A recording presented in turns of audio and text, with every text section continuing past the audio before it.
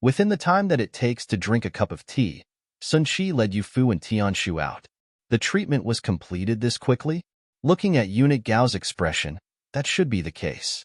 Eunuch Gao was smiling brightly behind them, respectfully sending them off.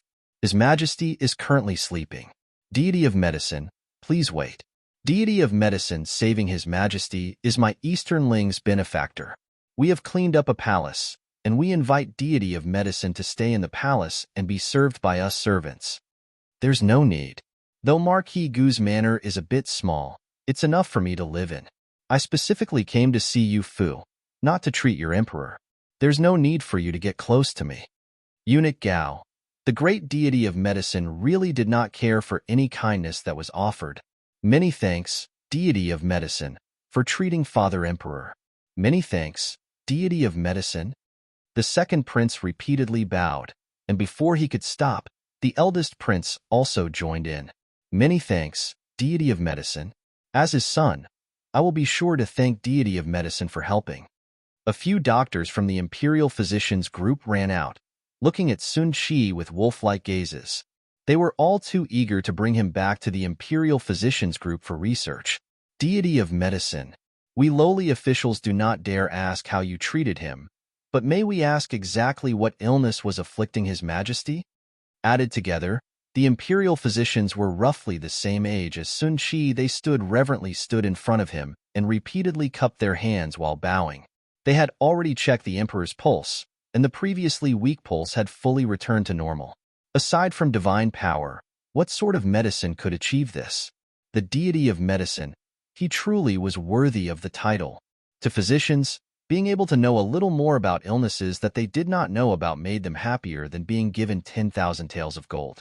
Imperial physician's son was among them, winking to Yu Fu and hoping that she would help by saying a few words to have the deity of medicine provide a short explanation. Yu Fu was troubled and shook her head. Second senior disciple and I were watching from the outside and did not see how master treated him, nor do I know how it was done. The eldest prince was keen-eared and pretended to mindlessly wipe away some sweat from his brow upon hearing this. Imperial consort Xian had already left the palace. If she continued to remain in front of so many people, she might have exposed something. Sun Shi did not want to acknowledge these common physicians. After a moment of hesitation, he finally said, "Physicians are of one mind, and I am not a petty person. Originally, I was willing to tell you about his situation and how to treat him." All of the imperial physicians raised their heads with joy. But this matter is related to Eastern Ling's court, and I can't be bothered to concern myself with your court's affairs, so I won't speak on it. For the sake of making up for this, you may come to Marquis Gu's manor to ask me about anything that is troubling you. But if anyone ever dares to disturb me with Emperor Ning's condition again, I will kick you out. Sun Shi then disappeared as quickly as a gust of wind. Only the eldest prince, who was standing in front of him, felt the wind blow past him. He clearly knew that Emperor Ning had been poisoned, but not only did he have Yu Fu and the others withdraw, but he also hid the truth of Emperor Ning's situation. He even said that nobody was allowed to disturb him with questions about Emperor Ning's situation. The eldest prince mentally let out a sigh of relief. Since the deity of medicine did not want to concern himself with this mess, nobody would know that he poisoned Emperor Ning. Everything had returned to the way that it had been before. He still had no chance. All of the imperial physicians hastily saluted and bid farewell. Chasing after Sun Shi, they were planning to go to Marquis Gu's manor today for consultations. They would be going immediately. All of the matters in the palace had been resolved, and Tianshu led Yu Fu toward the palace's exit. However, he found that her other had been grabbed by Gu Shubai. Yu Fu was wide-eyed, looking to her left then looking to her right. Neither side was willing to relent. The officials were all adults. Upon seeing this situation, they began imagining a story of fellow disciples who grew up together, but she was snatched away by the heir to Marquis Gu's manor. It was only now that Princess Danyang took a closer look at Tianshu. He had a stern expression and wore a white robe with broad sleeves. The sword at his hip gave him a valiant appearance. He was the deity of medicine's disciple and Yu Fu's senior disciple, and he had the right to compete with Gu Shubai. Could it be that the deity of medicine did not agree to Yu Fu marrying Gu Shubai, and wanted to marry Yu Fu to Tianshu? Let go. Tianshu pulled Yu Fu closer with a heavy expression, while Gu Shubai did not let go as instructed. This left Yu Fu suffering in the middle, being tugged back and forth. Eldest brother, second senior disciple. Yu Fu's arms felt tight, as she felt that she was being wrung like a cloth. The adults are speaking.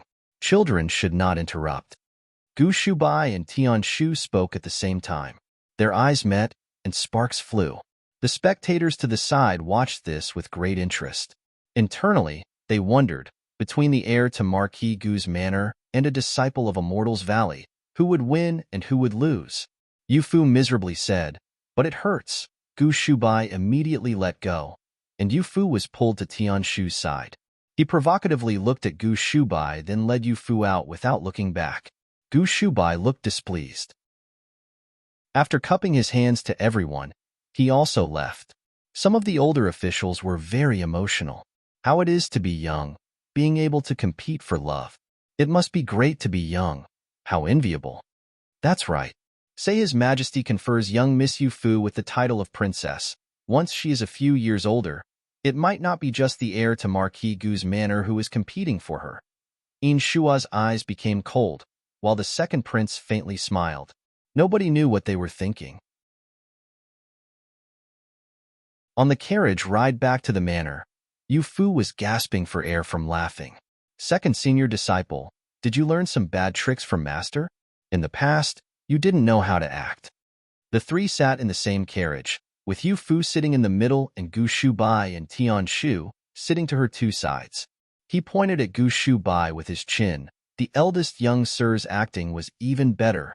It was truly perfection, as expected of someone who grew up surrounded by the influence of the court. Gu Shubai cupped his hands and gave thanks. Brother Tianshu, there's no need to be so courteous. I learned it from my family, while you were self-taught. It's natural that you're more impressive. Tianshu glanced at him, suddenly understanding why Yu Fu liked staying in Marquis Gu's manor. These people really were not ordinary. They were skilled martial artists, and they were even more skilled with their words. Yu Fu laughed and said, Master is the best at acting, immediately dispelling any doubts that people had. Then with the act that second senior disciple and eldest brother put on, outsiders were even more convinced that Master and Marquis Gu's manor don't get along. They had indeed accomplished their goal, but there was surely no shortage of people who misunderstood the situation. When they arrived back at the manor, Gu Hanamo came out to receive them with a serious look on his face. Rather than Gu Wenqing, Gu Xiang, and Gu Yi, standing behind him were Yin Zheng and various military officials from the Gu family's army. It was the group that always liked to refer to Yu Fu as young madam. They all wore murderous expressions and looked very unkind. Gu Shubai was quick to act, pulling Yu Fu to his side. Yin Zheng must have heard that brother Tianshu has exceptional abilities and wanted to come for some advice. Since you wouldn't understand, let's go and see father first. After saying this, he led Yu Fu inside. Yu Fu furrowed her brow, feeling that things were not as simple as he had described. Did asking for advice require such murderous expressions? Fortunately, Gu Hanamo was also present, so she was not worried. She just obediently followed Gu Shubai to the main hall. Tianshu stood at the entrance on his own, with a look of confusion on his face. Yinzhi gritted his teeth. Hey, I heard that it's you who wants to steal our young madam? A clash of swords and bodies followed by the sound of pitiful wailing. Within a quarter of an hour, Yin Zheng and his group had been beaten to the ground, holding parts of their bodies and crying out in pain. Too ruthless. This person was too ruthless, and all of his moves were unorthodox. Unlike them, who were raised in a military circle, where every move was rigid and standard, and there were no tricks. Yin Zheng held his butt and climbed up from the ground with great difficulty. If you have the ability, don't dodge. Let's fight head-on. What sort of ability is flying around all over the place? Tianshu held his sword and sneered. If you have the ability, you can fly too? Then let's fly. Gu Hanamo, who had been standing to the side, suddenly flew up, and the two quickly came together. Their movements were quick and accurate, and it was hard to tell who was winning. Yin Zheng watched wide-eyed. Third young sir, when did you learn to fly? Great deity of medicine, May I ask what medicine aside from things like cinnabar and fossil fragments would be more effective for relieving excessive anger? A group of imperial physicians gathered around a table in the outer room, their brushes ready to write down anything that was said. Sun Qi sat cross-legged in the inner room and relaxedly answered everyone's questions through a screen. Medicines that can be administered as a fragrance can quickly alleviate the symptoms, and using Borneal is faster than preparing medicine. Whoosh! All of the imperial physicians started writing it down like elementary school students in class. Another imperial physician asked, "Apparently poisoned wine can't be treated. May I ask, Sir Deity of Medicine, is there any way of treating it?" Excessive anger was a common occurrence with the members of the imperial harem, and poisoned wine was a common tactic. These imperial physicians were really asking some practical questions. Sun Qi paused for a moment. The answer for this is too long, and I can't be bothered to say it. When Yu Fu has a chance in the future, you can just ask her. She is my disciple, and she is the one in Immortals Valley that I have taught the most closely. Imperial Physician Sun was the one with the most right to speak up about this, and he immediately stood up to say, "Right? Young Miss Yu Fu once gave this lowly subject a prescription for treating colds. After this lowly subject returned, I thought about it for many days and really could not think of a better prescription. Though young Miss Yu Fu is an immortal practitioner of poison, her medical skills are exceptional." What? Yu Fu also knew medicine? This was the first time that the imperial physicians had heard. They turned their eyes on Imperial Physician Sun and snorted in contempt at this middle-aged man. He actually hid this from everyone and secretly consulted Yu Fu? It was so unfathomable that it was infuriating. A faint tut came from behind the screen. You can't even treat something as simple as a cold. It's no wonder Eastern Ling's people don't live for very long. In Northern Li, 80 can't even be considered a long life. It can't be any more normal.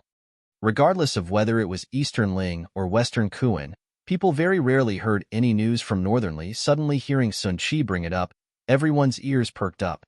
Has the great deity of medicine been to Northern Li? Naturally, where on this continent have I not gone? I rarely come to Eastern Ling. Most of my disciples are in Northern Li and Western Kuan. Many decades ago, your Empress Dowager was a close friend of mine, and that is why I personally came to treat her. Western Kuan had many of the deity of medicine's disciples. Upon hearing Western Kuan, all of the imperial physicians caught a whiff of some conspiracy and began quietly whispering. Western Kuan has so many people studying in Immortals Valley, while our Eastern Ling has none. Is it not expected that we are a step behind them? That's right. If Western Kuan's people are better at medicine than Eastern Ling's, what right would we as imperial physicians have to make a living off of medicine? How about we also come up with an idea? Look, they quietly reached a conclusion, and they suddenly stood up and kneeled facing Sun Qi. Looking through the screen, Sun Qi knew exactly what they were trying to do. Give it up. My Immortals Valley has never accepted adult disciples. Moreover, teaching old bags of bones like you, who have already accepted official positions, would damage my reputation. They could not help but feel a bit embarrassed. They had not even spoken, yet Sun Qi was able to guess what they were thinking. Then our family's grandchildren, no, those kids with no talent for medicine from Western Kuan are already enough of a headache. Don't bring the conflict between your countries to my Immortals Valley. He had already accepted disciples from Western Kuan, yet he was unwilling to accept Eastern Ling's disciples. How could this be good? The imperial physicians were bitter expressions, and Sun Qi felt annoyed by this. Waving his hand, he said, all right, though you can't become my disciples, you can become my disciple's disciple. Yu Fu has never had any disciples. His meaning was to have these old imperial physicians ask Yu Fu to be their master. Everyone exchanged glances. Yu Fu had an esteemed background, but she was still just a 13-year-old little girl. How could this group of old men bear the shame of asking her to be their master? You don't want to do that now? If not for my words, even if you wanted to beg Yu Fu to be your master, she would not accept you. Since when have my Immortals Valley's disciples become worth so little? Everyone suddenly came back to their senses. If they accepted Yu Fu as their master, they would be disciples under Immortals Valley. In the future, If their country suffers from some hardship, they would be able to use their status to request help from Immortals Valley. Moreover, Imperial Physician Sun had said that Yu Fu's medical ability was exceptional. As long as they could learn a few things, who cared if she was a child or an adult? Many thanks, Lord Deity of Medicine. This lowly official will be going now. Yu Fu and Gu Shubai entered the main hall and found a brazier installed in front of Gu Huaijiang's desk with the remnants of what looked like a report burning inside. You've returned? How is His Majesty? After the treatment, His Majesty fell asleep. When he wakes up tomorrow, he will be fine. Head General, extend your hands for me to see. After Yu Fu checked his pulse, she nodded and said with a smile, the poison has been completely cleared from your body. The two other ingredients that Master added really were vital to completing the medicine. If we went with my original prescription, I fear that it would take much longer to completely get rid of the poison. Gu Huaijiang said, naturally, I must thank the deity of medicine for resolving my problem, but your part must not be ignored. I know that you were unable to sleep properly during the past few days for the sake of developing the antidote. Gu Shubai also said, that's right. We clearly said that we would ask the deity of medicine to come only if Yu Fu absolutely could not come up with an antidote. Who knew that she would write for the deity of medicine to come much sooner out of fear that something would happen to father? Yu Fu smiled with a bit of embarrassment. Head General has treated me even better. This was something that I should have done. Moreover, Kuan Wushang knows me too well. He came prepared, while I had no grasp on how to prepare the antidote, so I invited Master to come earlier to feel at ease. Bringing up Kuan Wushang, she suddenly thought of something. Right, Master brought some news. He said that for the contribution of dragging down the previous Prime Minister, Kuan Wushang obtained some power in Western Kuan. Now, he is the only prince capable of competing with the Crown Prince. Emperor Kuan intends to train him to weaken the Crown Prince, which allowed Kuan Wushang to gain quite a great deal. Gu Huaijiang thought for quite a long time. Kuan Wushang is not someone to underestimate. He pretends to be weak while destroying the strong. It is very difficult for normal people to see his true self. If Western Kuan ends up under his control, the border between the two countries will become even more unstable. Yu Fu also thought of this. I have already asked second senior disciple to absolutely get revenge on him for me when he returns to Immortals Valley. Unfortunately, he currently doesn't dare return to Immortals Valley. He must know that if he returns, Master will definitely deal with him for me. He's not stupid. He clearly knows that the deity of medicine dotes on you the most. How could he dare return? Gu Shubai picked up the tongs from the side and used them to pick up the report written by Gu Huaijiang. It was the one detailing the truth behind his poisoning. Lifting the corner, he allowed the fire to burn brighter, only putting the tongs down once all of the paper had been reduced to ash. Father, nobody in the palace knows that His Majesty was poisoned and not sick. As for the person behind the poisoning, I trust that they also believe that the deity of medicine won't expose the truth of the matter. I figure that there is no longer any need for us to worry about it in the future. Gu Huaijiang nodded. This matter has already been swept under the rug in the palace, and it's even more important that it does not leak from Marquis Gu's manor. You must remember to act the same as usual when dealing with the people in the palace and avoid arousing suspicion. I absolutely will not participate in the fight for the throne. Regardless of who ascends the throne in the future, I will adhere to His Majesty's arrangements. He had always maintained a neutral stance, devoting himself entirely to the country and never participating in the fight between the eldest prince and the second prince. Naturally, Gu Shubai was able to understand his bitterness and quickly said, Father, don't worry. Son understands and will advise my younger brothers. Gu Huaijiang said with difficulty. This time, it might be he who was muddled. As long as he does not do it again, this secret will never be spread. Yu Fu glanced at him and thought to herself that if the eldest prince did not do it again, what of it? Marquis Gu's manor was at the heart of the struggle in court and truly should not concern itself with this matter. It suddenly became noisy out in the courtyard, as a group of people surged into the main hall's courtyard while shouting Yu Fu's name. Yu Fu heard this and lifted the curtain just a crack to look outside.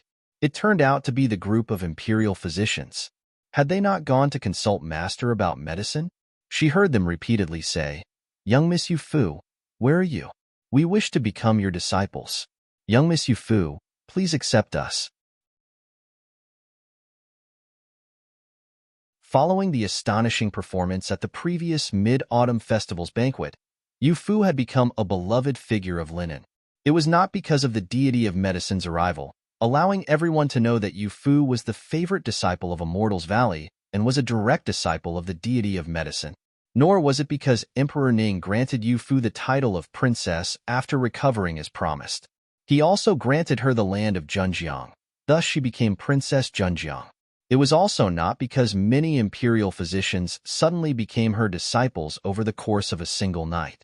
This group of old men, whose ages added up were into the hundreds, would often go running to Marquis Gu's manor while calling out master. Instead, it was because Emperor Ning had decided to sanction a marriage between Yu Fu and Gu Shubai, the noblest, most handsome, and talented man of Eastern Ling's younger generation, finally had someone to belong to. He was now Yu Fu's. When Gu Huaijiang tried to engage the two, the daughters of noble families were thankful that the deity of medicine did not agree. They could use this to comfort themselves. But once Emperor Ning sanctioned the marriage, there was no longer any chance of it being overturned. Princess Danyang was the first to disagree. Father Emperor, now that you've granted Yu Fu the title of princess, have you forgotten about your own daughter? You clearly know that I like Brother Shubai. So how could you do this? Father and daughter sat at a pavilion in the imperial garden and admired the spring scenery. Princess Danyang had accompanied Emperor Ning out, but was not in the mood to enjoy the scenery. After Emperor Ning recovered from his illness, he distanced himself from both the eldest prince and the second prince, but he did get a little closer with Princess Danyang. It was likely because he could not trust his sons that he turned to his daughter. Emperor Ning slightly furrowed his brow. Danyang, how can you speak to Father Emperor like this? Princess Danyang knew that she had caused offense and lowered her head. Father Emperor, daughter is just unreconciled. You are a girl and should understand. A melon that is forcefully twisted from the vine is not sweet. Shubai does not like you, so even if we force the marriage, he would not love you. Moreover, you know that Marquis Gu has done much for the country on the battlefield, earning many distinctions. More importantly, he did not hesitate to kneel to someone for the sake of saving us. He has shown me such sincerity, so how could we force him in this matter? Shubai does not like you. Princess Danyang's mind only thought about those words. As for what Emperor Ning said after that, she did not hear a single word. Emperor Ning noticed that she was flustered and said with a feeling of discomfort, "One of the rarest things in the world is for people in love becoming family, just like your imperial grandfather and imperial grandmother." The emperor at that time personally went to ask the deity of medicine to come out of seclusion to treat the Empress Dowager. Just how envious is such a profound relationship? Danyang, you should look for a man who will wholeheartedly think about you. What lovers becoming family, and what profound relationship? Why should Yu Fu be able to have a profound relationship that she, the dignified princess born of the Empress, could not have? Is it just because she has a good master, or just because she has a good adoptive father? Sun Qi doted on her endlessly and actually said that a 13-year-old little girl was his favorite disciple. Even less needed to be said about Gu Huaijiang. It was possible that he would even be willing to go and pluck some stars from the sky for Yu Fu. Now, Emperor Ning had also changed. He was now repeatedly praising Yu Fu, and he also found the time to advise the people from the Imperial Physicians Group not to disturb Yu Fu too much. Why did all of these people like Yu Fu? Flames were shooting from her eyes, and Emperor Ning slightly furrowed his brow. Danyang, did you hear everything that we said? Princess Danyang kept her head down for a long time before lifting her head and smiling at Emperor Ning. Her smile looked a little forced. Father Emperor, daughter understands everything that you said.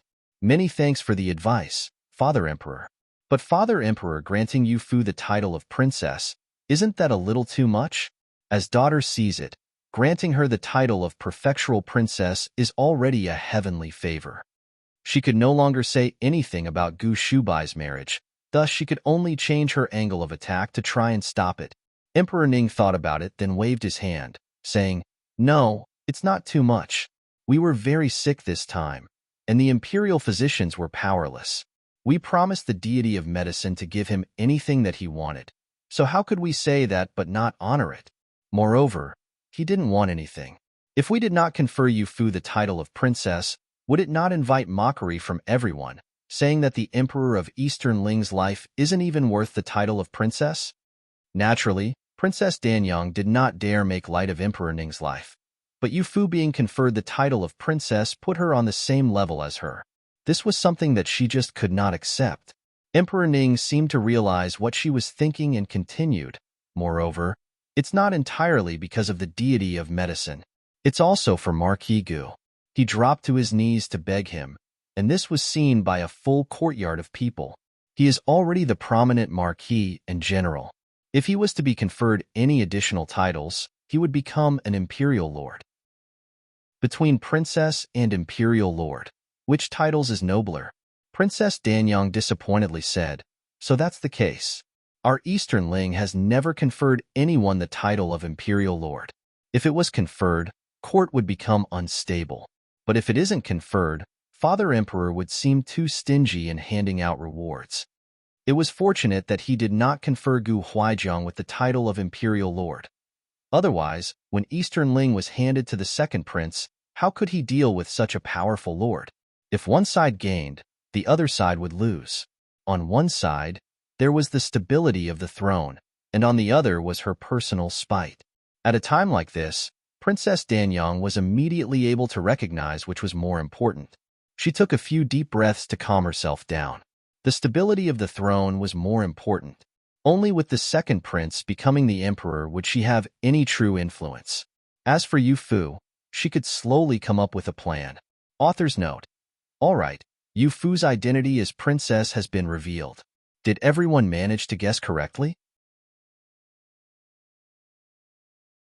It really is quite a coincidence for us old friends. When we get sick together and get better together. Emperor Ning held Gu Huaijiang as the two older men spoke in the imperial garden. No matter how one looked at it, the atmosphere seemed a little strange. Emperor Ning was in a good mood, cracking all sorts of jokes along the way. He carried a light and fluttery joy that came from recovering from illness. Moreover, the spring scenery was radiant and beautiful with flowers blooming. Even the wind carried lively and fresh air. People only ever seemed to remember the value of life after a serious illness. After we recovered from illness this time, we thought about many things. It's almost as if it happened a lifetime ago.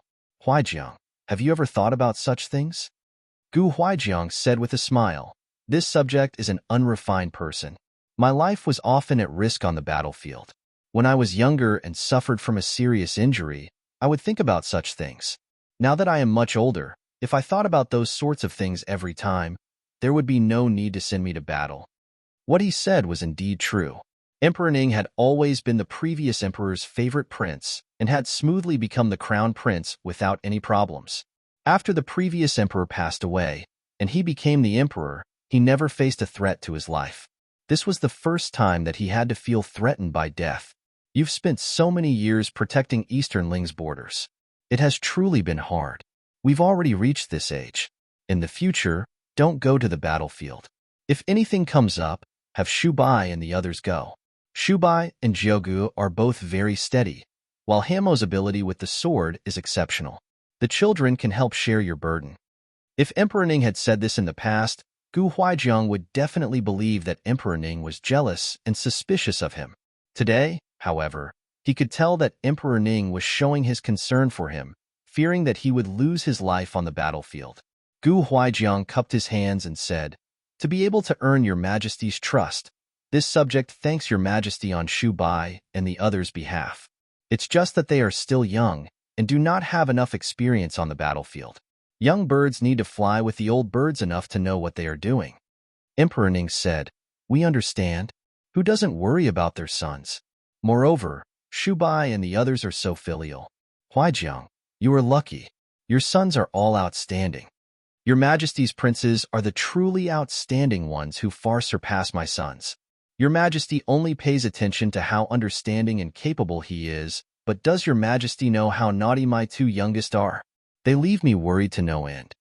Emperor Ning looked at him sideways, don't lie to us. It's not like we don't know about Gu Xiang and Gu Yi. They are the youngest and have very lively personalities, but they have kindness in their hearts and respect their father and elder brothers. Moreover, with your military cane keeping an eye on them, do they dare be naughty? Immediately after saying this, he let out a long sigh. We did not do a good job of raising my sons and should learn from you. Gu Huaijiang hurriedly took a step back and cupped his hands, not daring to respond to what Emperor Ning had said. Did not do a good job of raising my sons sounded so severe. It was the same as belittling the eldest prince and the second prince. After Emperor Ning recovered from his illness, he very rarely spent time with the two princes, and he adamantly refused to bring up appointing a crown prince. Could it be that he knew something? Emperor Ning grabbed his hand. All right, it was we who said too much.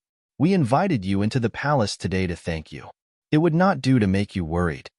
Gu Huaijiang knew that he was talking about kneeling to ask Sun Qi to enter the palace to perform treatment. Thus he faintly smiled and said, "This is something that a subject should do. There's no need for your majesty to give thanks. Moreover, your majesty granting Yu Fu the title of princess is already a great honor to Marquis Gu's manor." Emperor Ning nodded his head in satisfaction. Speaking of Yu Fu, we feel that just granting Yu Fu something is not enough to express how thankful we are for you. We heard that the deity of medicine has some complaints about the marriage to Marquis Gu's manor. Then we will personally sanction the marriage between Yu Fu and Shu Bai, and the deity of medicine won't be able to say anything to you about it. Gu Huaijiang thought about it a little, then said with a difficult expression, "But marriage is decided on by the parents and a matchmaker. The deity of medicine raised Yu Fu since she was a child. Based on that and reasoning, that's why we said that we would personally sanction the marriage. Since ancient times, marriages have been decided by the parents and matchmakers except when the ruler decides. Even if the deity of medicine decides to assign blame, the blame will be with us. He can't assign any blame to you." It was clear that Emperor Ning felt secure with his position of power. He had already recovered from his illness. Even if Sun Qi felt any dissatisfaction, could it be that he would enter the palace and poison him to death? As for any future illnesses, with Yu Fu becoming the wife of someone from Eastern Ling, it was natural that she would not just ignore him. It was only now that Gu Huaijiang revealed a look of joy. "Then many thanks, your majesty. If the engagement between the two of them can be set, this subject would be beyond happy. We knew that you would be happy. Don't worry, just leave this to us." In the Prime Minister's manners study, In Shua held a report from the palace, then slowly tossed it into the brazier. His Majesty's illness was extremely strange. No matter how mediocre the imperial physicians might be, they can't possibly be so mediocre that they can't even treat a cold. There must be some other reason behind it. What reason? In Jiyao stood cautiously to the side. After In Yin left, In Shua allowed her to enter the outer study and would occasionally discuss things with her. Or it could be said that he would tell her things to not leave her completely in the dark. This was the first time that she had come in. She found it novel and felt that she had obtained In Shua's acceptance. Thus she felt a little bit of joy. In Shua thought back to the day that Sun Qi entered the palace. The expressions on Imperial Consort Xian and the eldest prince could not be considered pretty, and he had reached a bit of a conclusion but did not reveal it to In Jiao. In Jiao did not cause a fuss. She knew that she was not yet worthy of discussing these things with In Shua the same way that her brother and father had. To allow her into the study was already enough approval. In Shua lifted his eyes and looked at her. "It's not yet certain. We might be able to learn something from someone in Marquis Gu's manor. These next few days, find a chance to go and speak with Gu Jiuge. See if you can find anything out." Author's note. That author's note from yesterday was a lie. Some of my little cuties were keen enough to notice, while some were too naive and were deceived. Ha ha ha. Think about how Yao Lan was calling Yu Fu princess from the beginning. That's why her status as princess does not come from Eastern Ling alone.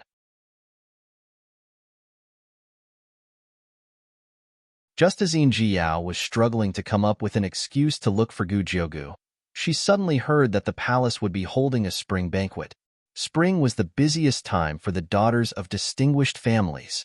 In years past, the female members of the families would like to host banquets, write poetry, or admire and paint flowers. Not even the palace's imperial concubines were the exception. This year's spring banquet was different. His Majesty himself was hosting it and had invited Sun Qi as a guest. It seemed that Emperor Ning intended to curry favor with this deity of medicine. Master, there will definitely be all kinds of foods that can't be found at the banquet. Just go and take a look. Sun Qi did not like places with large numbers of people. When he first heard that the palace would be holding a banquet, his first reaction was to refuse. Hearing Yu Fu say that there would be delicious foods, he swallowed the refusal. Then I might as well go into the palace to take a look. After taking a nap on the sedan, Sun Qi found after the sedan was lowered that he was not outside the palace. Yu Fu and the others from Marquis Gu's manor were not with him. The eunuch who was accompanying him said, "Lord Deity of Medicine, for the sake of showing how much you are valued, your sedan was brought directly into the palace.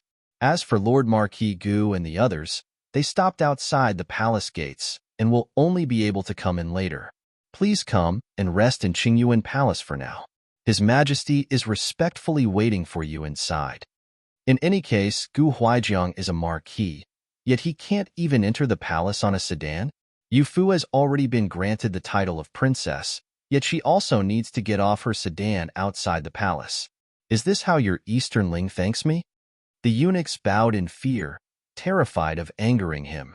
They all knew that this deity of medicine had a short temper and would not give face to anyone. Not only did he have Gu Huaijiang kneel to beg for help, but he also dared to refer to Emperor Ning as Old Emperor in front of the civil and military officials. If he was angered, it was possible that they would lose their little lives. Lord Deity of Medicine, please calm down. It's not like that. Lord Marquis Gu received His Majesty's permission long ago to enter the palace on a sedan. Princess has even more right to this, but they don't want to. That's why they stopped outside of the palace. Gu Huaijiang had always been cautious. Occupying a lofty position would attract a lot of attention, and Yu Fu naturally followed him. As for Sun Qi, he took a nap on the sedan and did not notice this in his drowsiness. He flicked his sleeve. All right, since that's the case, I'll head to Qing Palace first. Along the way, the scenery of the palace was beautiful and magnificent. The previous time, Sun Qi had been in a hurry and did not have time to look. Taking a look today, he found that Easternling's architecture had a uniqueness to it. The capital, Linen, belonged to Jiangnan. This was a place with white walls and black roof tiles. The roof tiles in the palace were tightly packed like scales on a fish, making it vaguely look as if it was an ink and brush painting. He faintly admired the architecture and paused to look for a little longer. "Greetings, Your Highness the eldest prince." A young person in an official robe appeared ahead in the long corridor, and the eunuchs to the side stopped to pay their respects. The young person arrived in front of him and performed a salute. "Greetings, Lord Deity of Medicine." Sun Qi slightly nodded. "Eldest prince?" He did not have much of an impression of the eldest prince. He recalled that it was the second prince, or someone like that, who had come to Marquis Gu's manor and knelt to invite him into the palace to treat the emperor. Outside Emperor Ning's palace after the treatment, the eldest prince and the second prince came up together to give their thanks. It was only then that he gained a bit of an impression of the eldest prince. "Will Lord Deity of Medicine be going to see Father Emperor? I will lead the way. You may all retreat." The eldest prince dismissed everyone and personally led Sun Qi to Qingyuan Palace. Seeing that he seemed a little interested in the architecture, thus he personally explained it to Sun Qi for some reason. Once the eldest prince arrived, he was no longer in the mood to look at the architecture. "Eldest prince, if you have something to say, just say it directly. I am not too familiar with the roundabout ways that you people of high positions speak." Sun Qi was very direct, not giving him any wiggle room. The eldest prince was startled and very quickly said with a smile, "In truth, there's nothing really. I was just thankful to Lord Deity of Medicine and wanted to express that gratitude." "Is that really the case?" "It is indeed." Sun Qi did not care if this was true or not and simply said, "If eldest prince has the heart to do this sort of thing, it would be better to have some people paint some paintings of the palace for me. I like looking at them." A look of joy immediately appeared on the eldest prince's face. "How difficult could that be? I will immediately have someone paint one, and send it to you at Marquis Gu's manor in a few days. Then many thanks, eldest prince. Sun Chi continued to walk forward. While walking, he looked at the various buildings. He was particularly interested in the roof tiles. The eldest prince secretly observed his expressions from the side, but did not notice anything strange. It seemed that he did not know that he was behind Emperor Ning's poisoning and did not intend to bring it up. Otherwise, he would not have given him the chance to get close. Thinking about it like this, he felt at ease. Lord Deity of Medicine, we have arrived at Qingyuan Palace. Most of the court officials should have arrived, so I will be going to the front to take care of them and cannot accompany you. This way, please. Sun Chi nodded to him in a good mood, then quickly disappeared from before his eyes. Even though the eldest prince had seen him move so quickly before, seeing it from such a short distance still gave him a shock. After the shock wore off, the corners of his lips crooked up as he left feeling satisfied. Sun Chi swaggered into Qingyuan Palace and dusted off his broad sleeves. Eunuch Gao came out to receive him, saying with a smile, "Deity of Medicine truly is surrounded in a divine aura. You are always so spotless. Could it be that even dirt knows that a deity must not be approached?" Sun Chi snorted. "Spotless? I nearly got dirty just outside."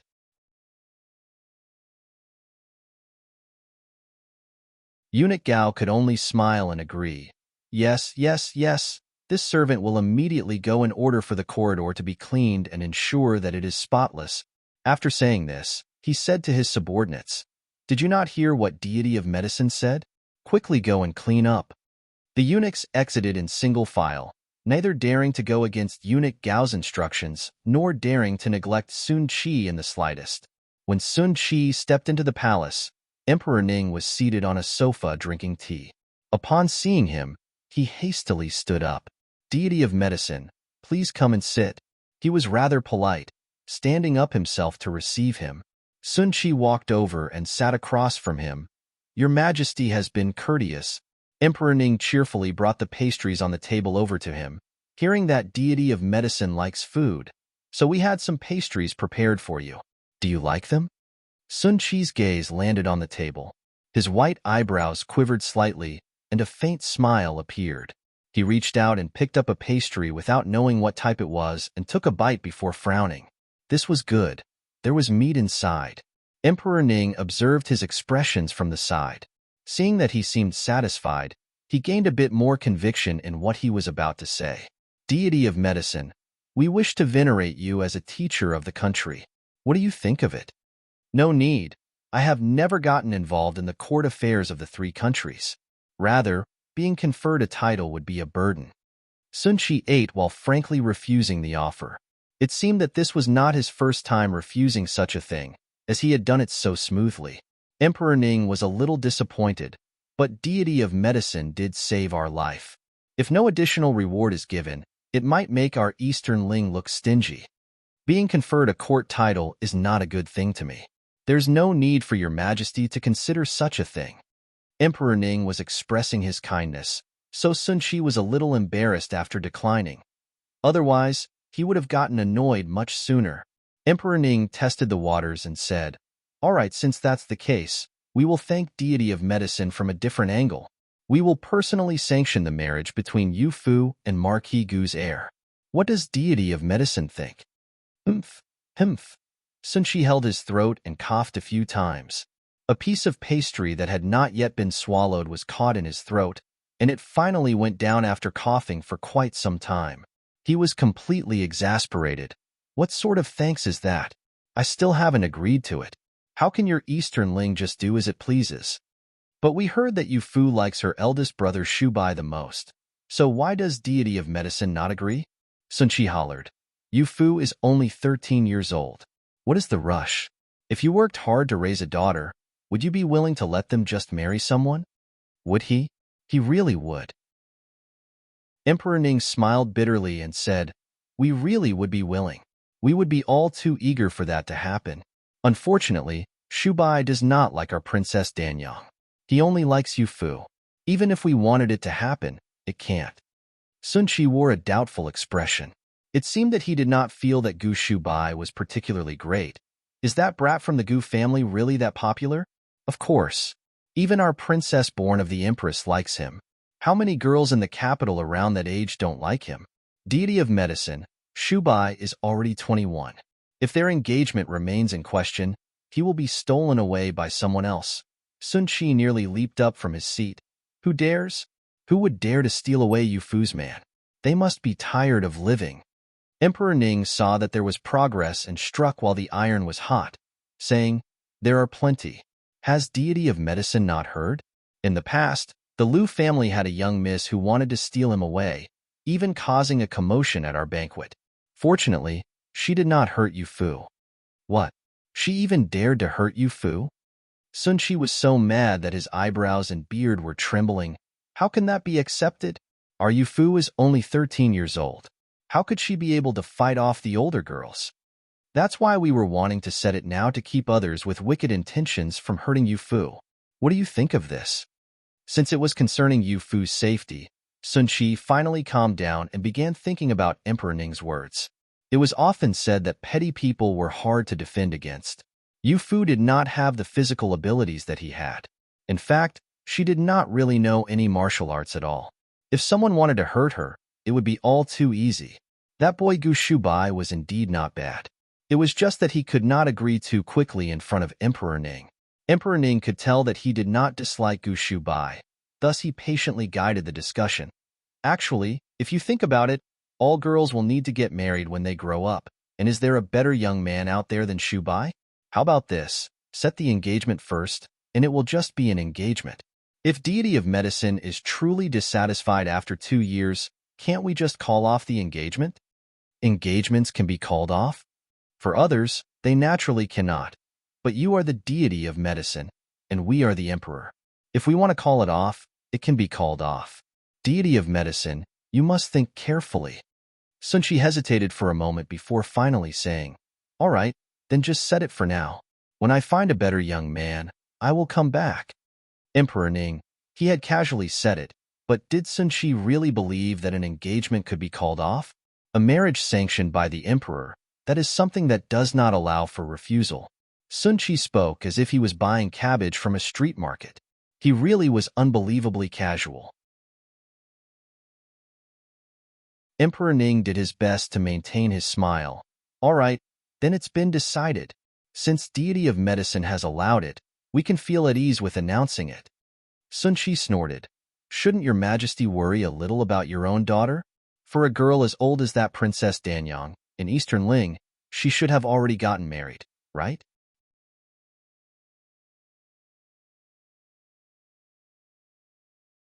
The spring banquet was different from normal palace banquets, as it was set in the Imperial Garden.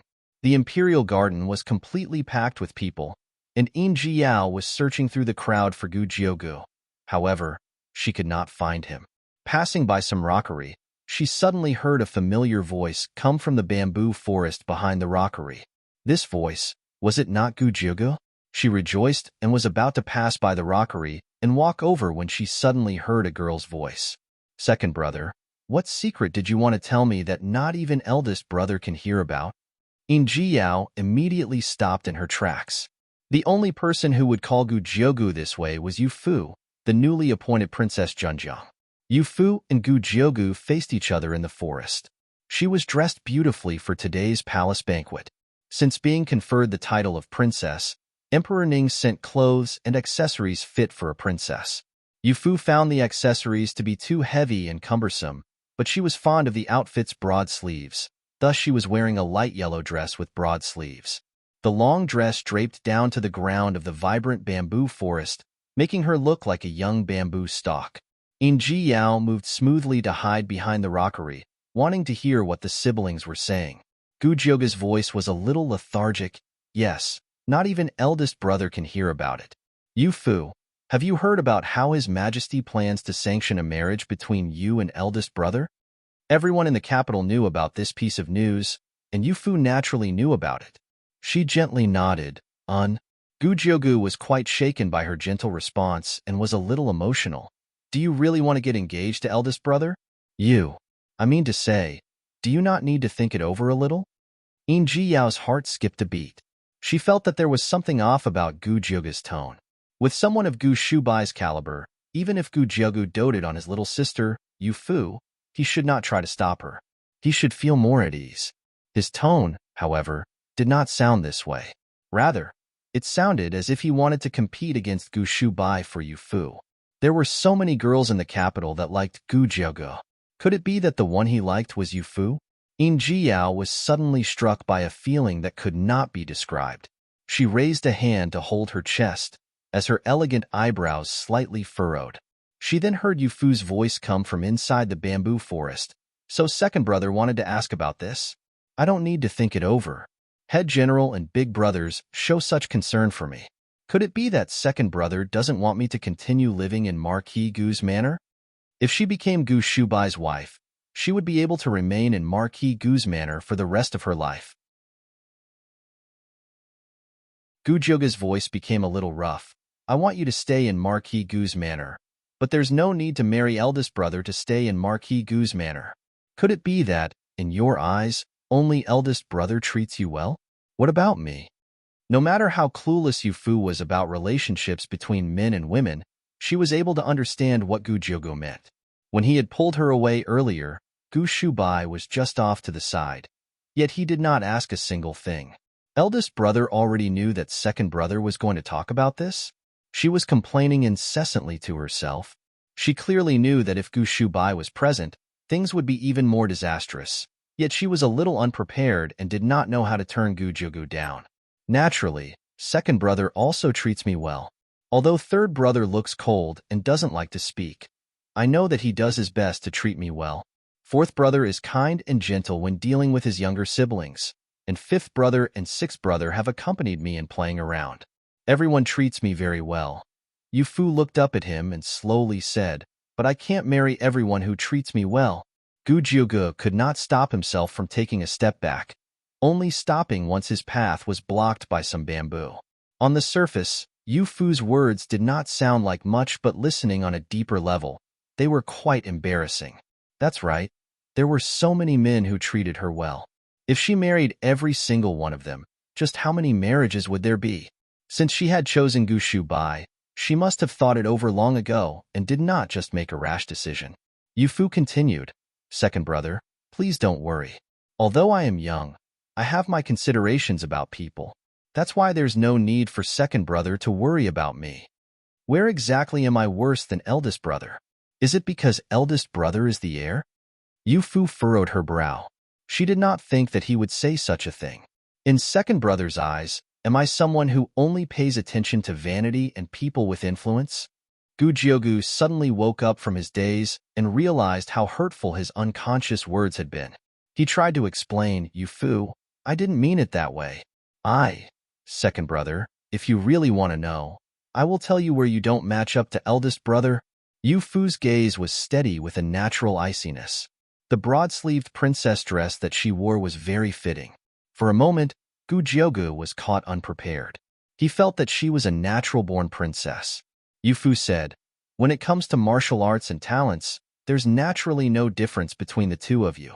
But feelings are not bought or sold. I can't just choose who is more outstanding. Comparatively, emotions are more important. When I first met second brother was cautious of me, but eldest brother smiled at me. When I fell into the river and I was frightened, it was eldest brother who saved me. In the inky darkness of the cave in Changzhou, when even sixth brother, who spends his days playing with me, could not recognize me, eldest brother was able to recognize me. Although she was young, she was more understanding than others her age. All of her interactions with Gu Shubai remained in her mind. Hearing her clearly list out each of these things, Gu Jiugu felt more and more miserable. He wanted to say something but was unable to say a single word. It turned out that he lost out to Gu Shubai from top to bottom, yet he always thought that he was not lacking too much compared to him.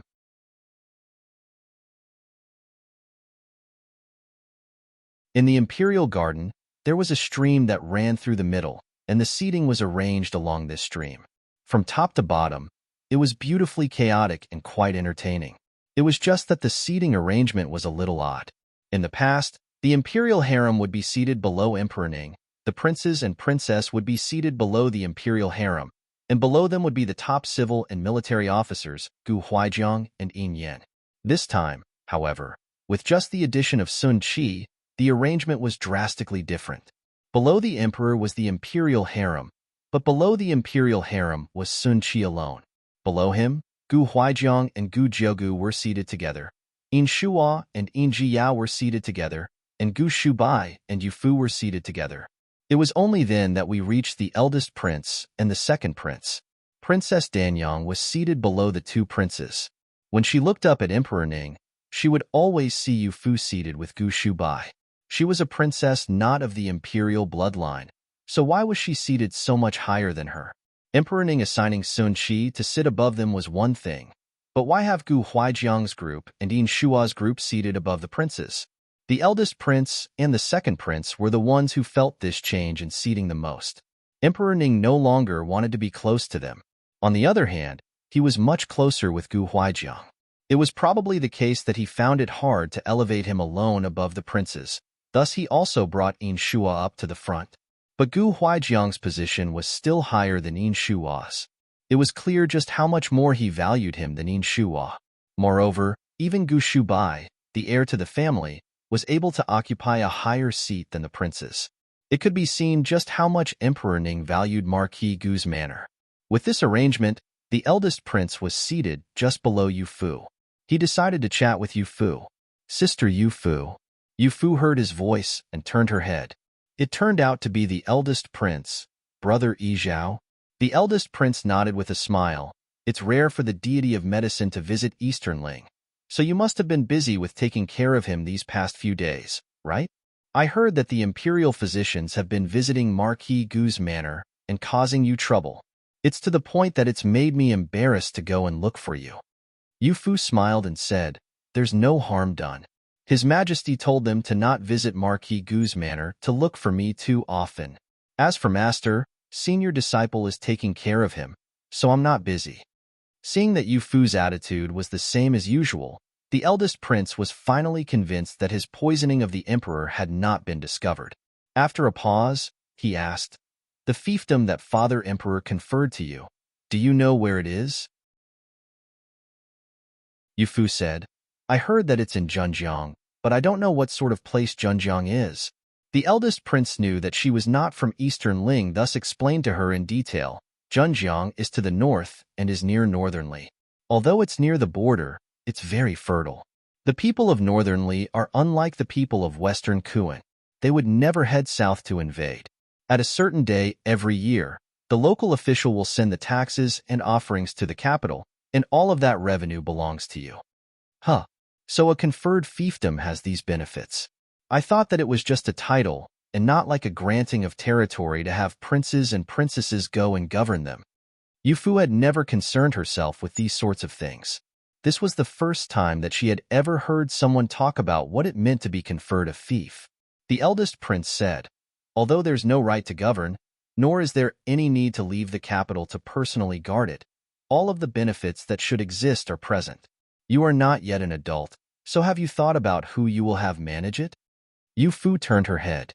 Gu Shubai was currently talking with Gu Huaijiang and was not paying attention to the situation on her side. She tugged on the corner of Gu Shubai's clothes. Eldest brother, brother Yi Zhao, said that the fief that I was conferred will have offerings and taxes given to me. Did you know this? Gu Shubai nodded. Naturally, I knew. Then why did you never mention it to me? Gu Shubai looked at the eldest prince and smiled, saying, naturally, I will help you take care of it. If you want to take a look, I'll let you take a look at the register in the warehouse. Either way, it will be part of your dowry. Are you afraid that I'll take it? After saying this, he turned back and continued talking with Gu Huaijiang. Yu Fu's face became a little redder. The engagement had not yet been announced, yet he was so quick to bring up a dowry. Even in front of the eldest prince, he did not avoid talking about it. The eldest prince saw this and lowered his head with a faint smile, then sneakily looked behind him. He saw that the second prince had been paying attention to his conversation with Yu Fu. Princess Danyang was also quietly watching, her eyes darting between Yu Fu and Gu Shubai. He deliberately raised his voice by just a little. Shubai has never been blindly confident. It seems that he will be my future brother-in-law and husband to the daughter of my Eastern Ling's emperor. Not only did the second prince and Princess Danyang hear these words, but there were also quite a few officials nearby who heard them. They all looked over in shock. Emperor Ning seemed to notice that something had happened and lifted his cup with a smile. We decided to host a spring banquet in the same way that the noble daughters do. The first reason is that we have recovered from illness and are in a great mood, but more importantly, it's to thank Deity of Medicine for treating us. Although Deity of Medicine is unwilling to accept an official position, in our heart, he is someone who has made great contributions to my Eastern Ling. We will honor him as an elder. After saying this, he raised his cup to Sun Qi in front of all of these officials. Sun Qi gave him face and returned the gesture. Following this, everyone else raised their cups, gave their thanks to Sun Qi, and congratulated Emperor Ning on his recovery. It had already been many days, yet they had not heard anything about Emperor Ning's illness. Imperial Consort Xian sat below Emperor Ning and looked at the joyous expressions of the various officials. The weight on her heart had also been pushed away.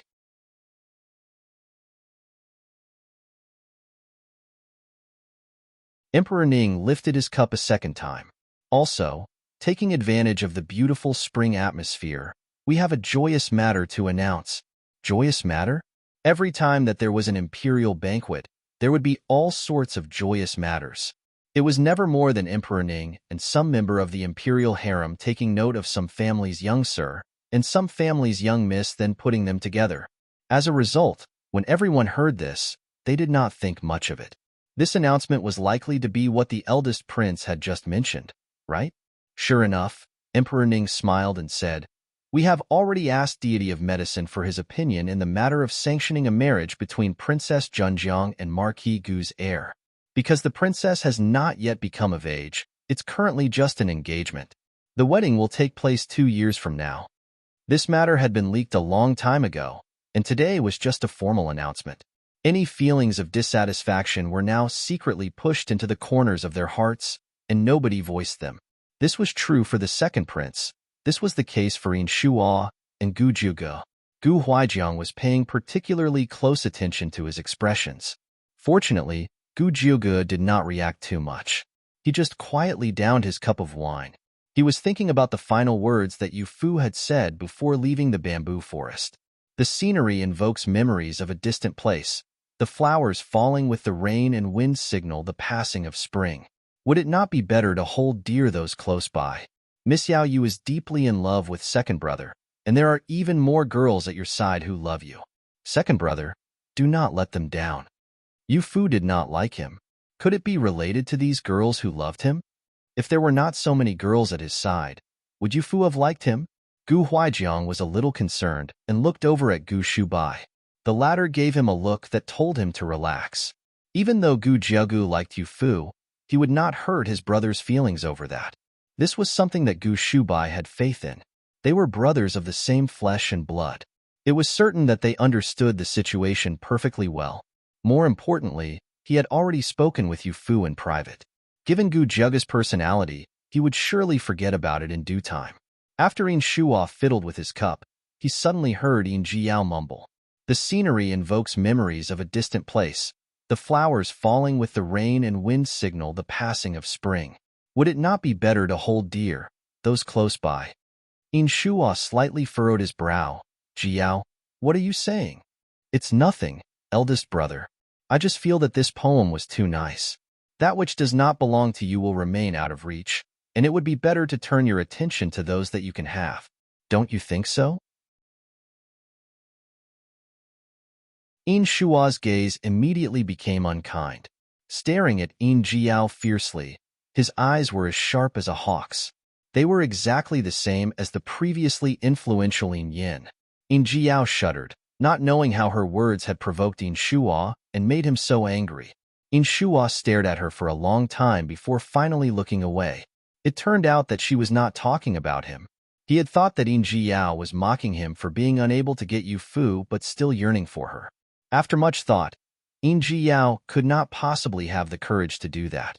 She could not possibly know what he thought about Yu Fu. Yin Jiao was already feeling a little unhappy over hearing those words between Gu Jiugu and Yu Fu. Now that she had been glared at by Yin Shuo, tears were on the verge of welling up. In the end, Yin Shuo did not think of her as his true younger sister, right? The young sirs of Marquis Gu's manor were not Yu Fu's actual brothers, yet they treated Yu Fu even better than real older brothers would. She both jealous and envious. But Yin Shuo was clearly her older brother from the same manor. So why did he always treat her so strictly? She originally thought that after Yin Yin left, leaving just her and Yin Shuo to rely on each other, the situation was already different. Who knew that things would be exactly the same? She was still just an undesirable young miss of the Yin family. She was just a tool to be used. In front of so many people, she could not cry. No matter what, she could not cry. Yin Jiao blinked a few times, desperately forcing her tears back down. When Yin Shuo turned to look at her, her expression had already returned to normal. It was brother who misunderstood you. You weren't scared, right? Yin Jiao's words did not match what she felt. Of course not. There's no need for eldest brother to worry. It was always like this. He thought that she could be comforted with just a few words. She was not a dog. How could she possibly forget the things that made her miserable just from being patted on the head? She looked over at where the group from Marquis Gu's manor were seated. Yu Fu was currently chatting with Gu Jiugu. It seemed to be something interesting, as Gu Jiugu immediately burst out laughing. He had just been turned down, but in the end, he still doted on Yu Fu and was made to laugh by her. Siblings like them, who could possibly believe that they did not share the same parents? Nobody noticed the discord between the Yin family's siblings. Everyone was congratulating Sun Qi and Gu Huaijiang and congratulating Gu Shubai and Yu Fu. Sun Qi had a look of looking down on everyone.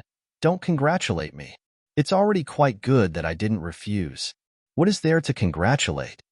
Everyone present had heard about the deity of medicine's strange temperament. Hearing what was said, they could only smile, as nobody dared to respond. Sun Qi glanced at Emperor Ning, reminding him not to forget what he had promised. Emperor Ning suddenly recalled the discussion that he had had with Sun Qi. Making a hand gesture, he motioned for everyone to quiet down. There is a second joyous matter to announce. Aside from the marriage between Marquis Gu's heir and Princess Junjiang, we have another marriage to announce. Another one? Did Emperor Ning want to play at matchmaker for some family's child? Princess Danyang eagerly raised her head and saw Emperor Ning looking over at her with a doting expression.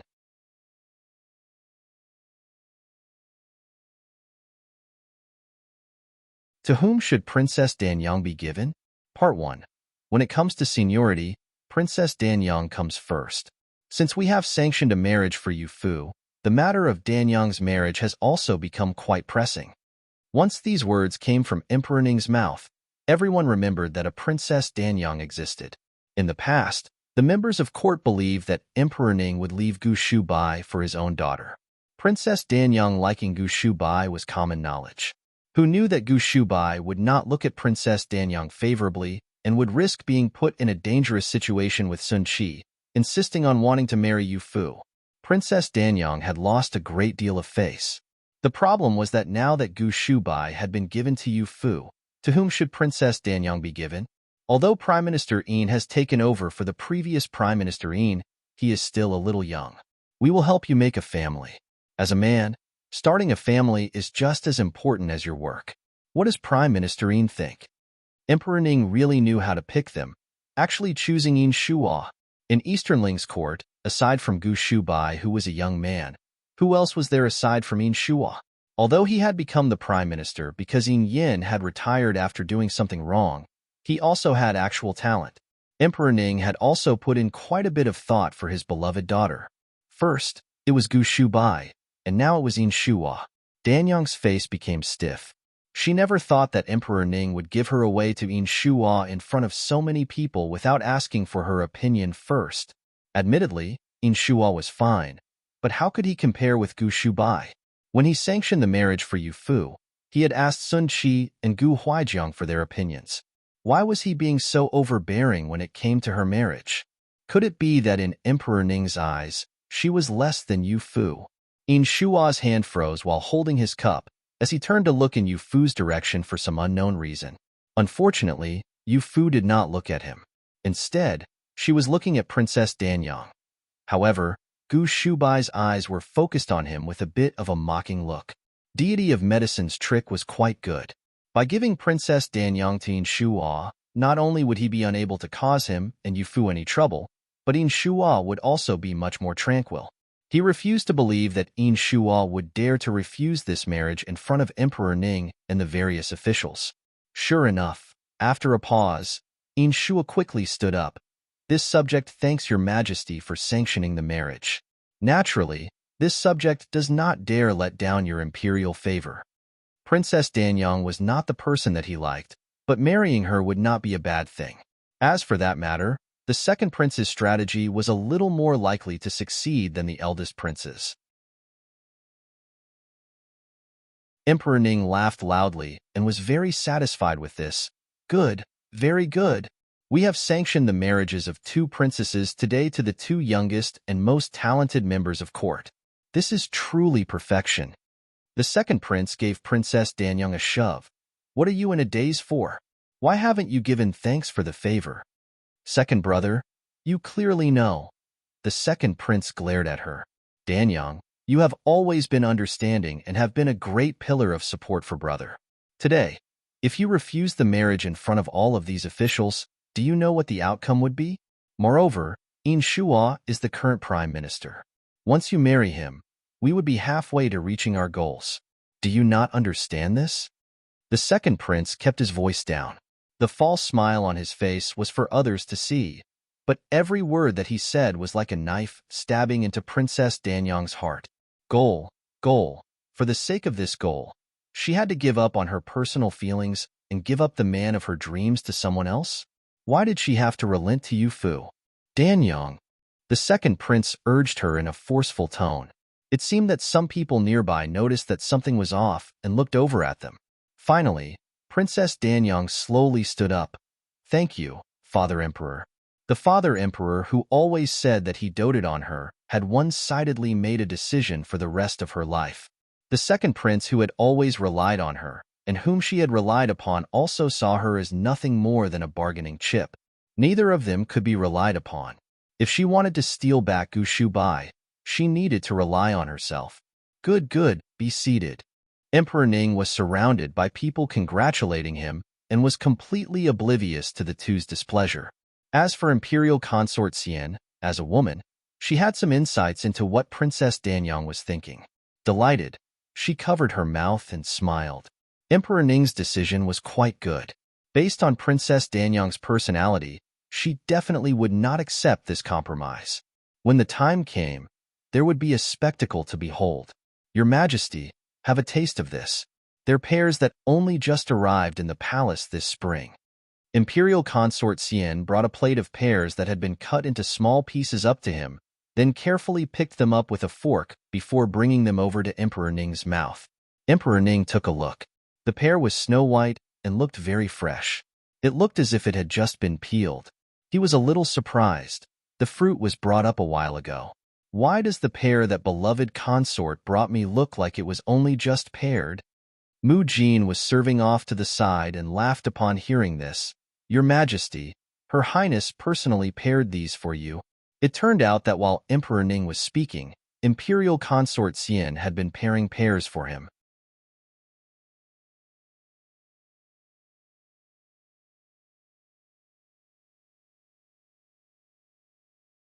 Halfway through the banquet, fallen flowers started drifting along the bubbling stream, creating more beauty than could be taken in. Everyone looked in the direction that the flower petals had come from. Standing next to Emperor Ning were some palace maids holding baskets full of flower petals, and they were scattering them into the stream, creating something resembling a fairy's world. Emperor Ning smiled and said to Sun Qi, Deity of Medicine, just sitting around at a banquet is quite boring. Naturally, we must seek to do something fun. We wanted to imitate the spring purification celebration. What do you think? Sun Qi saw that everything that needed to be prepared had been prepared. Happy, he nodded. Accompanying these children to play around a little was not difficult. Spring purification celebration? The people below began commenting on this trick. It was only now that they realized why Emperor Ning had decided to host the spring banquet next to the stream. Was this little stream not the setting of the spring purification celebration? Emperor Ning cleared his throat. We shall place a cup of wine on a lotus leaf, and whomever the cup stops before must compose a poem. What does everyone think? The people present were among the noblest of people in Eastern Ling. Without commenting on their other talents, something as minor as reciting poetry was possible. If they could show off their talents in front of Emperor Ning, they might be able to obtain an opportunity to get promoted. As a result, everyone was eager to have this chance. Gu Huaijiang cupped his hands and said with a smile, "Isn't your majesty troubling this subject? This subject only knows how to fight on the battlefield. How could I possibly understand poetry? Stop being so modest. Do you think that we don't know you well? Aside from martial arts, you've always taught your soldiers that they must put some effort into studying. How could you yourself not have an understanding? Moreover, you've prepared yourself amply. We are not afraid of you making some mistake." Emperor Ning laughed loudly, then ordered for the lotus leaf to be placed in the stream, and he personally placed the cup of wine on the leaf. Letting go, the large and vibrant green leaf slowly drifted along the surface of the stream. The stream flowed peacefully during the spring, and the lotus leaf drifted slowly along the surface, starting from in front of Sun Qi and passing by Gu Shubai and the others without any sign of stopping. When it drifted in front of Yin Ji Yao, it spun around before stopping. Everyone present turned to look at Yin Ji Yao. Everyone knew that Yin Yin had a daughter, but there were not many who had seen Yin Ji Yao. On the rare occasion that she did attend an imperial banquet, she maintained an incredibly low profile. If not for the wine cup stopping in front of her, it was possible that nobody would have noticed her. Emperor Ning looked downstream. "It's young Missing who won. Isn't that right?" Yin Jiao hastily stood up, seemingly a little reserved, replying, "To your majesty, this humble girl is Yin Ji." Emperor Ning looked her over and noticed that she had a slender figure and a shy bearing. She looked like a sickly girl from a small family. Yin Yin had raised Yin Shua to be natural and easy to talk to, so why did he raise his daughter like this? He smiled kindly, afraid of scaring Yin Jiao. "Young Missine does not seem to come into the palace very often. Did you come to last year's mid-autumn banquet? We do not recall seeing you perform anything." Yin Jiao bowed, replying, "To your majesty, this humble girl did come to last year's mid-autumn banquet, but was not feeling well at the time. Thus this humble girl had no ability to perform for your majesty. I hope that your majesty understands." Yin Shua also stood up and said, "That's right, your majesty. This subject's younger sister has always been frail, and the doctors have said that she must not exert herself too much. Moreover, she has very rarely gone out and has few talents. Even if she could force herself to compose a poem, it would be shameful. Would it not be better to find her a cup of wine?" Yin Jiyao lightly bit her bottom lip. Ever since she was little, Yin Shua and Yin Yin have forbidden her from going out and forbade her from expressing herself in front of others for fear of her true identity being uncovered. But even if she was a daughter of a concubine, what of it? Were daughters of concubines really that unfit to be seen? This time, she did not want to listen to Yin Shua's orders. "Your majesty, though this humble girl is not very talented, I am even weaker to wine. For the sake of my health, even if I must put on a poor display, this humble girl will do my best to compose a poem." Yin Shua looked at her in disbelief. Yin Jiyao lowered her head, not daring to meet his gaze, but she resolutely bit her lip and did not give up. It seemed that she had set her mind on showing off her talents. Yin Shua suddenly smiled, the corners of his lips twitching upward. Looking from afar, it was just a smile, but upon closer inspection, the smile did not reach his eyes. He lowered his voice. "Little sister has grown up. You have gained some independence. This is a good thing." After saying this, he smiled to Emperor Ning and sat back down with the fake smile still on his face. Emperor Ning said, "Then young Missine, please begin." Yin Jiao quickly said, "With complicated feelings we meet again, trembling in the arms of a lover while tears are wiped away. After the somberness comes mutual understanding, unable to bear the enmity under the clear moonlight." She already appeared frail, and now that she recited such a somber and sorrowful poem, it was particularly moving. Even Gu Jiuge could not help but look in her direction. In the past, he knew that she was talented, but did not know that she was also able to improvise so quickly. He had looked down on her too much. Emperor Ning smiled and clapped. Good, it was well composed. It must have been difficult to compose such a good poem without any flaws. It's just that if we have not misunderstood, the poem is about the feelings of farewell, yes? Could it be that this young Miss Yin had a man whom she was thinking of, and she was using this poem to express it? Yin Jiao subconsciously glanced in Gu Jiuge's direction, then quickly retracted her gaze. However, there were quite a few people who saw this subconscious action. Her face turned slightly red, and she bowed in salute. Replying to Your Majesty, this humble girl is just thinking of my late mother and my father who recently left. There is no other reason. When she brought up her mother, Yin Shua's expression slightly changed. Yin Jiao knew that she had misspoken. Fearing that it would lead to wild speculation on the matter, she hastily picked up the cup of wine from the stream. Today was meant to be a joyous day, thus this humble girl should not have come up with such a depressing poem. This humble girl will drink a cup as punishment. After saying this, she downed the cup of wine. After sitting back down, she held her chest and gently coughed.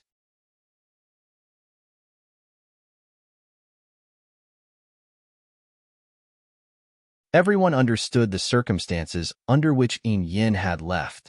When Yin Jiao brought this up, Emperor Ning was displeased but smiled after seeing her punish herself with a cup of wine. Since she was a young girl, she probably did not do it on purpose. There was no need to punish her any further. Emperor Ning waved his hand and gave Eunuch Gao a look. Quickly write down young Miss Yin's poem. If everyone could have the same level of creativity as young Miss Yin, it's possible that the poems from today's spring banquet could become something on par with the Lantingyi Su. Yin Jiao let out a long sigh of relief. She finally showed herself in front of Emperor Ning and everyone else. She was no longer just a young miss from the Prime Minister's manor that nobody knew about. But Yin Shua was clearly displeased. He never thought that there would come a day when she would oppose him. She forced a smile and grabbed Yin Shua's arm, trying to explain to him in a gentle tone, "Eldest brother, I was just..." Yin Shua coldly pulled his arm back, leaving Yin Jiao's hand to hang in midair before she awkwardly retracted her hand. There's no need to explain. He was clearly smiling, but his words were as cold as metal. Those nearby were definitely unable to tell what he had said to her, leaving her all alone to bear this coldness in the middle of this banquet. The second cup of wine began drifting down the stream. This time, the lotus leaf drifted past Yin Shua and Yin Jiao's seats and continued to bravely drift further downstream. Yu Fu smiled and Gu Shubai and said, "I haven't seen eldest brother compose a poem before. I only ever saw a few essays that were left with Teacher Lin from when eldest brother was younger." Gu Shubai watched the lotus leaf drift past the eldest prince and gently laughed, saying, "Oh, which essays did you see?" His eyes shimmered with curiosity as he looked at Yu Fu from up close. The latter was a little embarrassed. Slightly lowering her head, she thought back to Gu Shubai's poems that she had seen and wanted to tell him that she would not forget something that she had seen once. Suddenly, she heard a sound. It turned out that a palace made near the eldest prince had dropped a pear into the stream. Initially, the lotus leaf had stopped in front of the second prince. With the splash caused by the pear, it was dislodged and continued downstream. With this happening, the cup stopped in front of Princess Danyang. "How could you be so careless?" The eldest prince gently scolded her, and the palace maid acknowledged her mistake, immediately dropping to her knees and not daring to offer any excuses. Under normal circumstances, dropping a pear was not a big deal, yet her carelessness had changed where the lotus leaf stopped. This made it a big deal. Everyone up above saw this, and it was Emperor Ning who said, "Forget it. She didn't do it on purpose." Since the cup stopped in front of Danyang, let's have Danyang compose a poem. Princess Danyang and Yin Shua very rarely interacted. Allowing her to show off a little would allow Yin Shua to know her better. He might even slowly come to adore her, and the marriage between the two would become even more harmonious. Princess Danyang was currently in a trance and was thinking about how she could steal Gu Shubai back when she was suddenly named to compose a poem. Her mind was a mess. How could she be in the right mind to compose a poem? The second prince shot a glare at the eldest prince, his eyes filled with enmity. As Princess Danyang's imperial brother, the eldest prince clearly knew what she felt for Gu Shubai, yet he insisted on having her compose a poem at a time like this. It was clear that he was trying to have her make a fool of herself. The eldest prince looked back at him with an innocent expression. Second brother, don't be so anxious. It was imperial brother's servant who was clumsy and ruined second brother's chance at glory. I will send this servant to second brother's palace later to be punished as you see fit. What do you think? No matter how clever a dog is, don't they still listen to their master? It's only you and me here. Why must eldest brother play dumb and refuse to admit it? The eldest faintly smiled and retracted his gaze, ignoring his endless pestering. Who said that they were the only ones who could hear? Gu Shubai and his group were sitting nearby. He had heard that once someone's martial arts ability reached a certain level, their hearing would be better than normal. Moreover, the extremely old deity of medicine was also present. He did not dare carelessly reveal what he truly thought. Princess Danyang carefully thought back. During the usual gatherings of noble young ladies, they would recite poems for fun. Right now, she could just recite a poem that had already been written before. It was just that she was in too much of a rush and could not think of a good one. Got one. It was a rather normal one, but it was rather fitting for the occasion. She stood up and slowly recited. Cherry blossoms cover the mountain tops, and the spring melt streams down the mountain. The red flowers quickly wither much like love. The water flows endlessly like my worry. Once again, it was a heartfelt poem filled with misery, but with that exquisite poem by Yin Jiao coming first, Princess Danyang's felt much more shallow. Moreover, it was not refined to express the trivial matters shared amongst young ladies to a crowd of court officials. Yin Jiao's poem could be explained as thinking of her parents, but Princess Danyang's poem had the tone of an abandoned wife. Connecting the dots, they thought back to Emperor Ning sanctioning the marriage between Yu Fu and Gu Shubai. With these thoughts in mind, could it be that Princess Danyang thought of herself as Gu Shubai's abandoned wife? For a girl who was not yet married, such behavior was far too lacking in dignity. In the crowd, some began to quietly discuss this. There were also some who covered their mouths and secretly laughed. Imperial consort Xian cast a quiet look of scorn in her direction. This sort of princess born of the empress was worthy of showing off in front of Emperor Ning? PFT Emperor Ning's expression immediately turned ugly, as he looked at Princess Danyang with a look of disappointment that she had never seen before.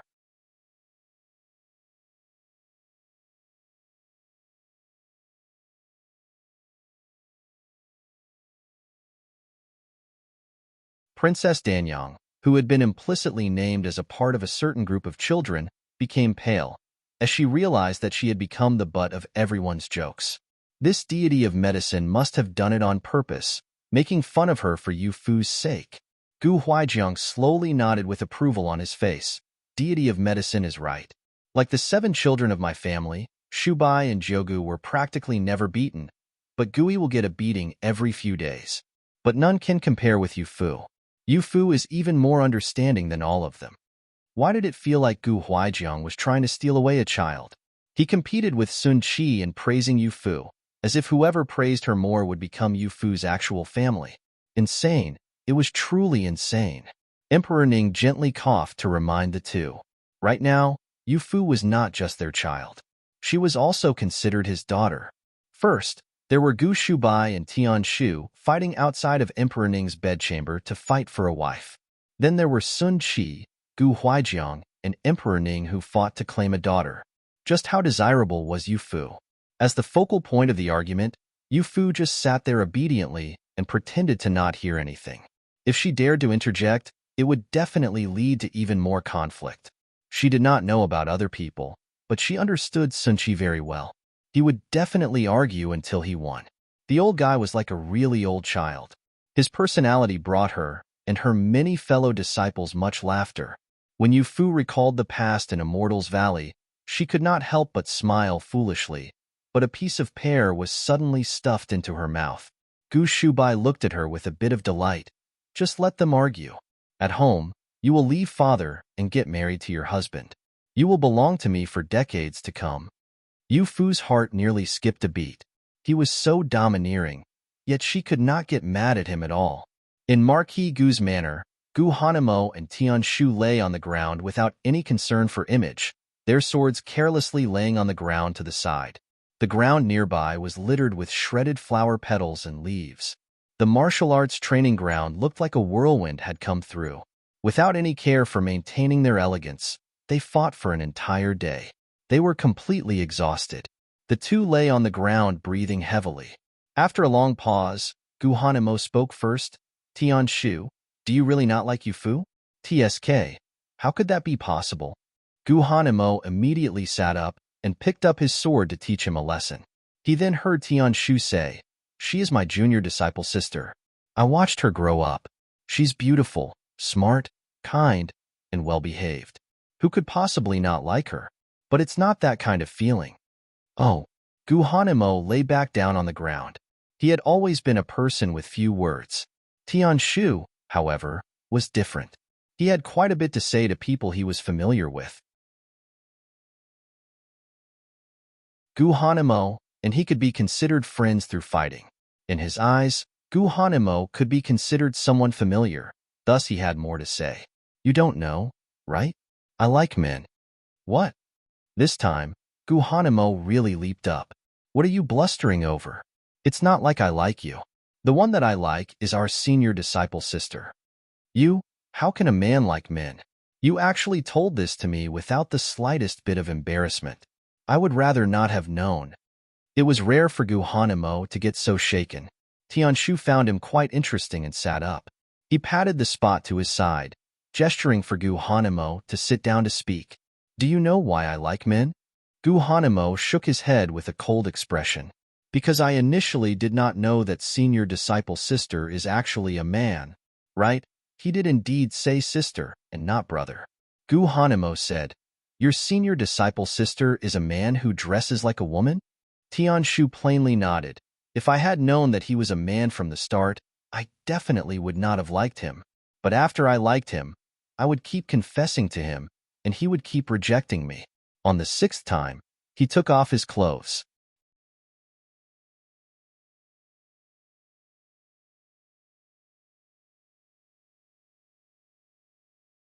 The two sat on the ground and chatted for a while with great emotion. It turned out that the person Tian Shu liked was called Hua Wujia. He was the deity of medicine's disciple and always dressed in women's clothing, and the people in Immortals Valley referred to him as eldest senior disciple sister. Who knew that he would actually be a man? It was just that he liked dressing as a woman. Sun Shi also knew about this, but did not care about it. You don't like men dressed as women, and I don't like them either. I think it's perverse. But after Master found out about it, he was very casual about it. He said that a common person's life only lasts for a few decades. They should just do whatever they like and wear what they like. What your senior disciple sister wears, how is that any of your damn business? Gu Hanamo, that did indeed sound like something Sun Chi would say. Since you already know that he's a man, why don't you just stop liking him? Once these words came from Gu Hanamo, he saw Tian Shu's cold face distorted like a block of ice cracking from a fire. He gnashed his teeth and faintly smiled through the anger. If I could stop liking him as easily as you said it, it would not be love. Heavens knew just how much he wanted to no longer like a man. Gu Hanamo fell silent. He had always been uncomfortable with these sorts of things. Hearing Tian Shu's experiences, he sympathized with him greatly. Unfortunately, he did not understand what this sort of love meant. In his everyday life, he was either training or training. All of the matters in the military and at the manor were taken care of by father, eldest brother, and second brother. There was no need for him to worry about such things. There was not even a need for him to look after his younger brothers and sister. His life was simple and pure. Aside from familial love, he still did not understand any other kinds of affection. Tian Shu saw his blank expression and silently cursed. There's actually someone with a colder face than me. How unromantic. After saying this, He lifted his sword. Come, let's continue. Third young sir. Guhanimo picked up his sword and suddenly saw the servant from his courtyard enter the martial arts training area. He looked like he was in a rush. Tianshu also unhappily looked over at the servant, hating that he had disrupted his enthusiasm.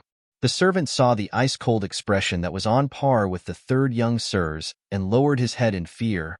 Third young sir, this servant has some important news to report. Speak. The servant looked at Tianshu with hesitation. It would not be good if outsiders heard about the family's bad news. Gu Hanemo furrowed his brow. Yufu's senior disciple brother is part of the Marquis Manor. If you have something to say, just say it. Yes, third young sir. You sent me to keep an eye on the fourth young sir in case he sought out that actor, Yu Guan. Just now, the fourth young sir left the manor. Sure enough, he set out on horse for where that actor lives outside the city. What? Gu Hamo's expression turned incredibly ugly. Gu Wenqing had always been prudent and kind. Many people said that he had Gu Shubai's bearing, and that he would definitely become more talented as he grew older. Who knew that he would mingle with that lowly actor time and time again? He truly did not have any sense of propriety. Gu Hanmo's expression changed as he lifted his sword and moved to follow the servant out. Tianshu faintly said, Master and Yu Fu have both gone into the palace to enjoy the banquet, and there's nothing for me to do in the manor. How about I go with you? Gu Hanmo did not care about such things. He simply nodded and walked out. The two set out on horse and headed out of the city. Not long later, they saw a collective of buildings at the foot of the mountain. In front of the buildings, there were red paper lanterns hanging. Outside of the city, there were mostly farmer families, and they were reluctant to light candles at night. So how could they be willing to light the lanterns outside? Gu Hanmo looked over at Tianshu and said, Do you see that? The buildings with lanterns are all brothels. At night, they light the lanterns to let their customers know where they are, that Yu Guan lives in there. Tianshu very rarely left the isolated valley. Hearing what was said, he just quietly nodded. Based on what you said, this actor called Yu Guan is the headlining performer of the troupe and a proper worker.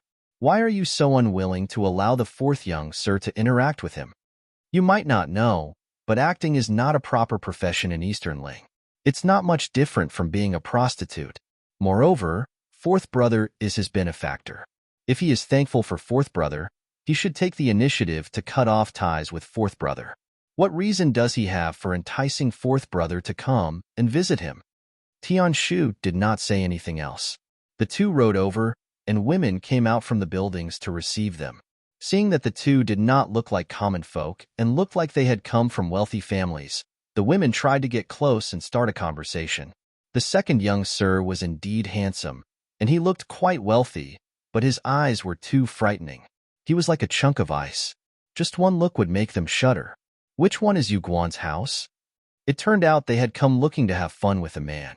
It was no wonder he was so cold toward these beautiful women. A middle-aged woman in garish clothes and heavy makeup summoned some courage to step forward, waving the green handkerchief in her hand. There, in the back. It's the one nearest the foot of the mountain. Gu Hanemo tossed a tail of silver to her, then headed in that direction. The woman caught the silver, and her eyes lit up. Who knew that just a few words would earn her such a plentiful payment? Ah!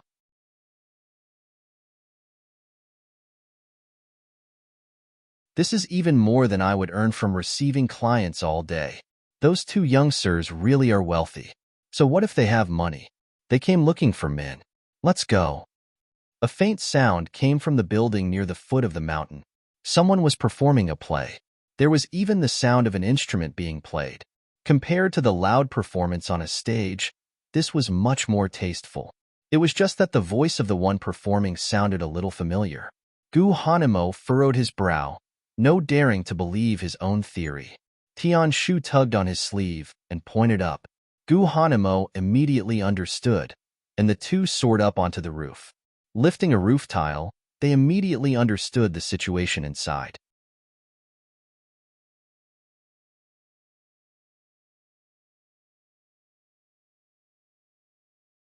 The small room was tidy and simple. In the middle of the room, A person dressed in a red costume was singing. His voice was choppy, and his movements were a little stiff. It was clear that he was not a professional, yet every verse was sung with sincerity. To the side, a man with powder on his face faintly smiled. Seated on a small stool, he played the accompaniment. A flower for you, flower-like maiden. But remember that water flows like water flows. The man singing raised his sleeves as he sang the most moving part of Peony Pavilion. Every movement was full of emotion. The flowing white sleeves waved about in the air, and when they reached up, it was like watching a white lotus flower bloom from up close. It also blocked the view for the two on the roof. The flowing sleeves quickly dropped, and Gu Hanmo's expression became extremely ugly. The one singing was Gu Wenqing. The one playing the instrument suddenly stopped, and Yu Guan's cheerful voice could be heard. Fourth young sir has improved significantly this time. Who knew that you would be so good after practicing just a few times? Really? I felt that I was a little stiff when I got to that one part. Look here, dash bang. The door to the room was forcefully kicked open, and the door itself fell to the ground. Yu Guan held his chest from the shock. Gu Wenqing had been interrupted, and he instinctively picked up his sword and moved to stand in front of Yu Guan, pointing his sword at the door. The fallen door had kicked up a lot of dust, as two familiar figures walked in through the door. The sword in Gu Wenqing's hand began to tremble. Third brother? Under direct examination, Gu Hanmo's eyes became even colder. His gaze landed on the performer's clothes that Gu Wenqing wore and the flowing sleeves, and his eyes were filled with unhappiness.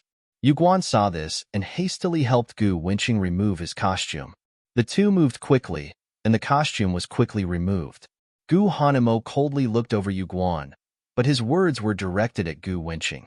As the son of a prominent family, you actually dare to sink so low and learn to act? The martial arts that father taught you, was it for you to come and throw your sleeves around? Family matters were hard to get involved in. Seeing Yu Guan tremble with fear, Tian Shu walked out of the room. He had come with Gu Hanmo, and it would not be good to scare someone with no martial arts ability to the point of causing trouble would not be good. Gu Wenqing opened his mouth and said like an unfilial son, Third brother, I just felt that things have calmed down for the manor. His Majesty has conferred many rewards, and Yu Fu was conferred the title of princess. Even if I did some things that are improper, it could not be made use of against the manor.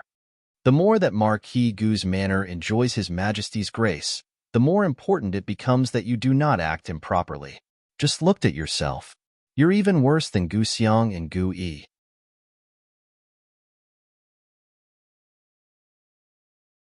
Even they aren't so lacking in understanding. This was in front of Yu Guan, and Tian Shu would likely be able to hear from outside the door, thus he did not want to say too much. He just coldly said, You still aren't going to follow me back to the manor? Since he had been taught from a young age, Gu Wenqing had always respected his elders, and he did not dare go against his older brother's orders. He could only give Yu Guan a look. Yu Guan had always been good at reading the atmosphere. Seeing the current situation, he gave him a reassuring look.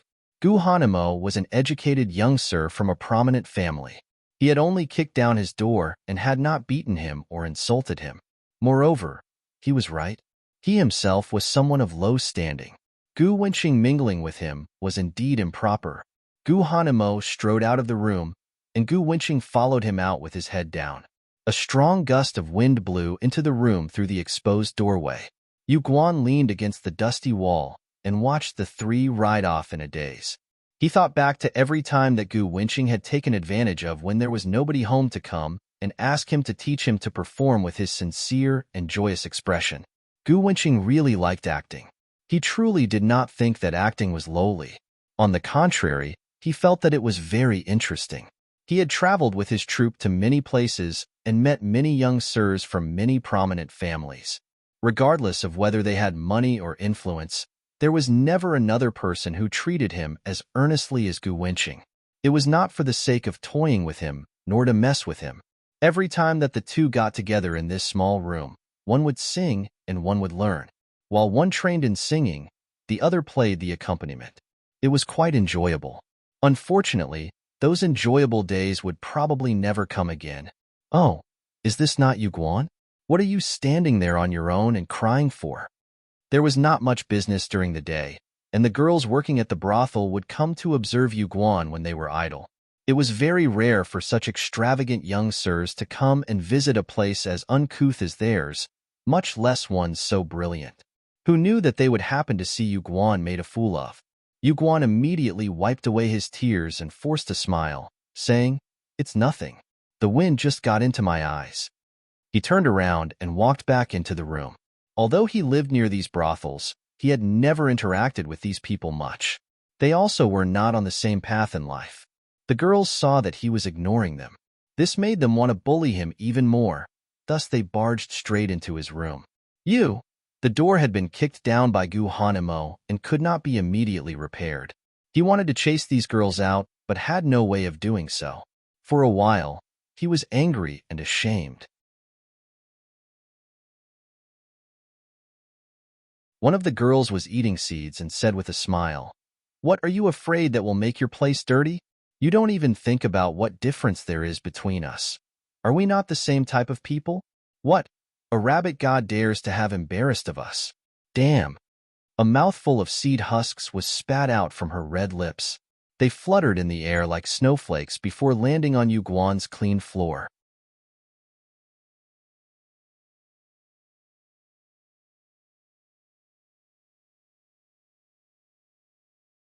In front of Marquis Gu's manor, the cold-faced Gu Hanemo dismounted.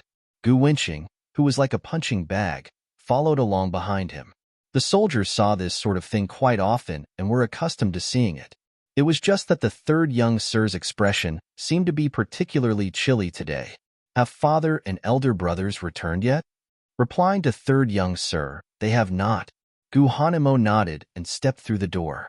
Gu Winching obediently followed along. Tian Shu was at the back, deliberately slowing his pace, allowing the two of them to get further away before walking up to the soldiers. "If you don't want anything to happen to your fourth young sir, quickly send someone into the palace to inform your marquis." What terrible thing did the fourth young sir do? The soldier knew that Tian Shu would not say such a thing for no reason and hastily cupped his hands, saying, "If something is really going to happen, immortal practitioner of medicine, please stop it. I will immediately set out." Someone had already led a horse over. Seeing the soldier rush over, Tian Shu continued into the manor. Third brother, fourth brother, you two. Gu Xiang and Gu Yi left their courtyard and found that everyone in the manor had disappeared. Those who had gone into the palace were in the palace, but Gu Hanemo and Gu Winching should still be at the manor. Why was it that neither of them could be found, and even Tian Shu was missing? The two panicked for a while. Who knew that when they saw Gu Hanemo, they would see a terrifying expression? As for Gu Winching, he miserably followed along behind him. It was immediately clear that he had been caught doing something wrong. Strange, why was it that fourth brother seemed to be more adept at making mistakes than them in recent days? Last time, he did not return to the city overnight because he was with that Yu Guan person. What mistake could he have made this time? Gui summoned the courage to say, "Third brother, what did fourth brother, kneel?" Gu Hanemo shouted fiercely. This scared Gu Yi and left him too scared to speak, as he went to weakly hide off to the side. Gu Winching lifted the hem of his robe and kneeled outside the main hall, while keeping his back perfectly straight. He did not make a single argument on his own behalf. Just stay kneeling there. You can stand up when you have reflected on the situation properly. Gu Winching suddenly said, "Third brother, I want to ask you, how did you know that I was at Yu Guan's place? Did you have someone follow me?" It was Yu Guan again? Gu Xiang and Gu Yi exchanged a look. This was bad. This was bad. Third brother hated actors the most. Fourth brother was really unlucky this time. Gu Hanemo did not refute it. "If you were able to see the truth, what need would I have to send someone to follow you? I haven't done anything unseemly. I just like operas and happened to learn a few from Yu Guan." Why is third brother so unwilling to accept it? What? Gu Winching actually went to find Yu Guan to learn to act? In Eastern Ling, there were exceedingly few young sirs from prominent families who would take up acting unless their family was in decline. It was no wonder third brother was angry. But if it was just learning to act, it did not seem to be excessive. You still refuse to repent? Gu Hanmo's voice was cold. "You are truly incorrigible." Saying this, he flicked his sleeve and left. He was like a chain of firecrackers about to explode, so he left before he could explode. Gui let out a long sigh. "So scary. I was scared to death. Third brother hasn't gotten that mad in a really long time." "What are you getting scared for? The one being cursed isn't you. Quickly help fourth brother think of something." Gu Xiang rolled his eyes at him, and the two squatted down next to Gu Winching and held their chins in contemplation. Gu Winching forced a smile. "There's no need for you two to help me come up with some ideas. Be careful to not make third brother get mad at you guys too." Gui suddenly smacked himself on the forehead, as he had come up with a good idea. "Right, what is the point of us thinking of something here? Little Yufu is smart. She will definitely have an idea. Also, third brother dares to get mad at us, but he doesn't dare get mad at Yufu." This idea sounded reliable, and Gu Xiang stood up and said, "Then I will go and have someone go into the palace to tell Yufu. You sneak fourth brother some rations. Who knows how long he'll need to stay kneeling." The two went their separate ways. When Gu Xiang arrived outside, he saw that none of Gu Hanmo's people were outside before shouting, "Quickly send someone into the palace to tell young miss that fourth brother is in trouble." The soldier cupped his hands and said, "Fifth young sir, the immortal practitioner of medicine already had us send someone, and they've been gone for some time. Don't worry." "It was second senior disciple?" Gu Xiang laughed. Who knew that second senior disciple would have a cold expression but be so kind-hearted and compassionate? He's also so considerate of our Marquis Gu's manners familial matters. "Who is being considerate of your familial matters?" Tian Shu's voice suddenly came from above his head. He was casually laying on the roof, as the hem of his robes billowed. "I was worried that Yufu would be sad without her fourth brother. Your third brother does not understand feelings of love, and is far more vicious in his moves."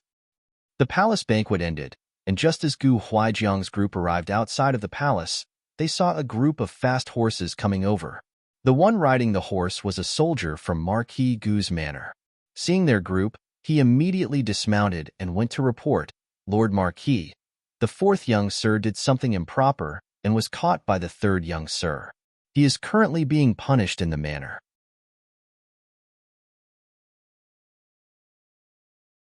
The immortal practitioner of medicine directed this subordinate to come and report. "Would Lord Marquis please quickly return to the manor to take a look?" Gu Wenqing had always been reasonable and steady. How could he make a serious mistake that would need Tian Shu to intervene? Yu Fu immediately said, "Is it because of Yu Guan?" Aside from this, she could not think of Gu Wenqing making any other mistake. The soldier thought for a bit. "I only know that they came back from outside of the city.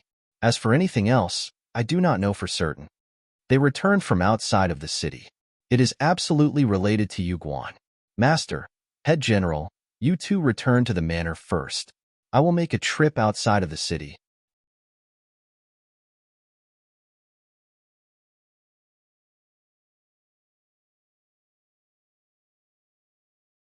During the idle time a few days earlier, Yu Fu finally learned how to ride a horse at the martial arts training area. Now that her body had begun to grow, her legs were now able to reach the stirrups. As a result, learning to ride a horse was very easy. Seeing her ride off on a soldier's horse, Gu Shubai wanted to stop her, but was stopped by Sun Qi. "Don't worry. The disciples of Immortals Valley have a natural affinity with animals. This is especially true of Yu Fu. She is able to ride a horse and protect herself. If you guys always treat her like a flower to be kept in a greenhouse, when will she get a chance to grow up?" After saying this, he turned around and climbed into a carriage, no longer paying attention to the father and children. He really was carefree. Yu Fu was sent away from the valley at just 12 years old, and she had been given so much gold and silver. He really was not worried about Yu Fu being robbed. It was fortunate that it was the Gu family's army that took Yu Fu away. If she had fallen into someone else's hands, who knew just how regretful he might be?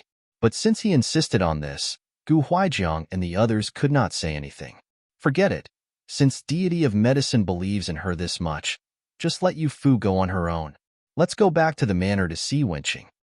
Yu Fu rode outside of the city and followed the directions that Gu Wenqing had previously told her, riding north along the main road. Upon reaching the foot of the mountains, she would see quite a number of buildings with red lanterns hanging in front. She held the horse's reins and stopped in front of the buildings, then tied the horse up next to a tree and carefully observed the buildings. Fourth brother only said that it was here, but did not say which one it was. Based on Yuguan's personality and identity, which one would he live in? Young miss? A voice suddenly came from behind her, and Yufu was given a shock, immediately turning around and taking a few steps back. She just saw an old woman whose face was covered in white powder looking back at her with a smile. She also had a wildflower in her hair and looked very flighty. The way that she looked at her was exactly the same as the way a wolf would look at a sheep. Yufu felt very uncomfortable. The old woman said, "I came out to dump some water and saw young miss in expensive clothing and makeup.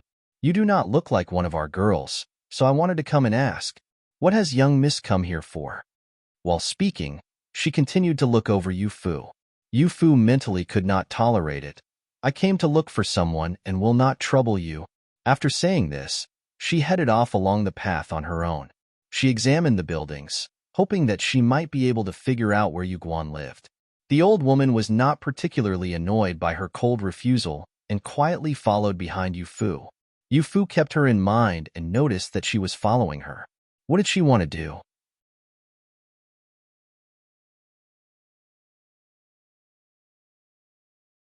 Before she could think things through, two flirtatious women came from the path ahead and looked at her with their hands on their hips. "Oh, Mama, you've really found some nice goods. She's a lot better than the two of us, but she's a little young." One of the girls casually sized her up, while the other girl slightly frowned.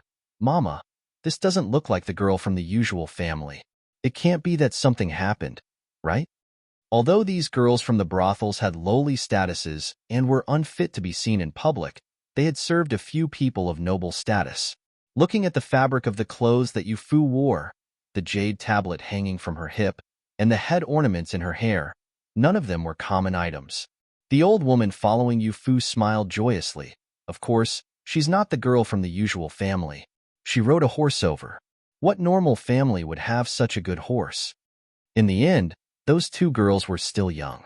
Hearing the old woman say this, they were quite shaken. "A young miss from a wealthy family? Then, Mama, why haven't you sent her off yet? If people come searching for her, how could we endure that?"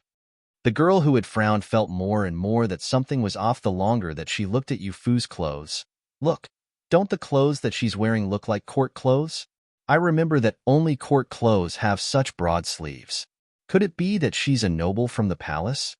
The old woman squinted her eyes and looked over Yufu, saying in a forceful voice, "Don't spout nonsense. What noble from the palace? Could a noble come to a place like ours on their own? Such a beautiful little girl. If we tie her up, it's possible that she could sell for hundreds of taels of silver in a single night. Do you not want to make money?" While they were talking, Yufu was focused on the buildings nearby and suddenly saw a building without a red lantern hanging in front at the foot of the mountain. Right? Yuguan did not do any shady business, so there was no need for him to hang a red lantern in front of his door to attract visitors. "Have you guys finished speaking?" Yufu suddenly spoke up. Her dimples were charming, and her eyes arced from her smile, but the look in her eyes was frightening. The two younger girls did not dare move, and Yufu turned around, curling her finger at the old woman. "Come on." The old woman hesitated for a moment. No matter how she thought about it, she was reluctant to let as desirable a product as Yufu get away. The bearing of a daughter of a wealthy family really was different from those who worked in brothels. She could definitely be sold for a large sum. For the sake of money, she went for it. She refused to believe that a little girl like her would be able to take her on.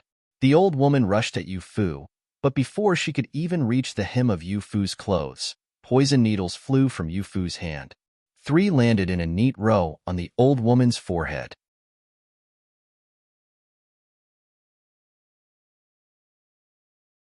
White powder drifted down as the old woman's eyes rolled back in her head, and her entire body went limp and collapsed to the ground. The two girls were scared silly. "Young miss, what did you do to her?" Yufu did not answer and asked, "Is she your mother? I heard you calling her mother earlier." No, young miss might not know, but we are also girls that she abducted. She's raised us from 15 years old until now. We took care of customers for her to make money. She saw young Miss come here alone and wanted us to come with her to capture you, but we've never done this sort of thing before.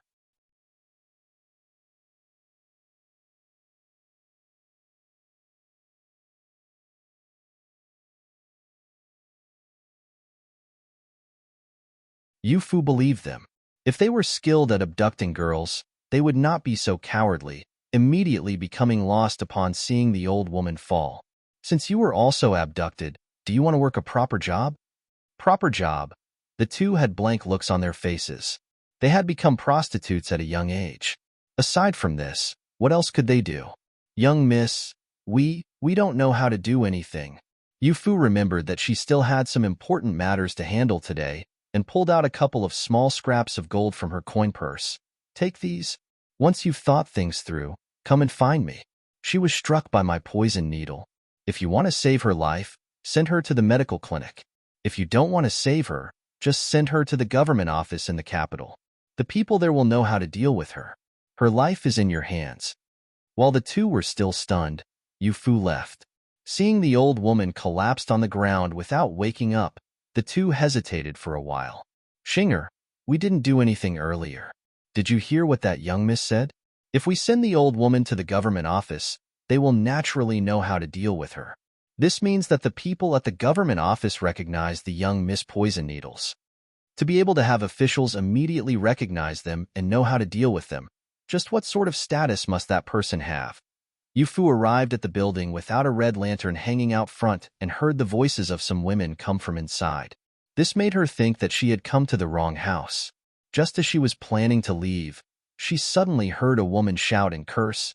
Shit! Did you think that just because you also became a noble after getting a noble guest? A man who sells his body is even lower than us women. What nonsense are you spouting? When have I ever done such a thing? The man's delicate and tender voice was trembling with anger, but Yu-Fu was able to recognize that it belonged to Yu Guan. He was like a ball of cotton sinking in a well. He sank lower and lower until the well water had completely permeated his being.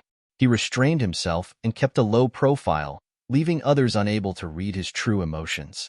All that remained was modesty, just like when they had first met backstage. The words that had just been said were subtly filled with anger. This was probably his limit, right?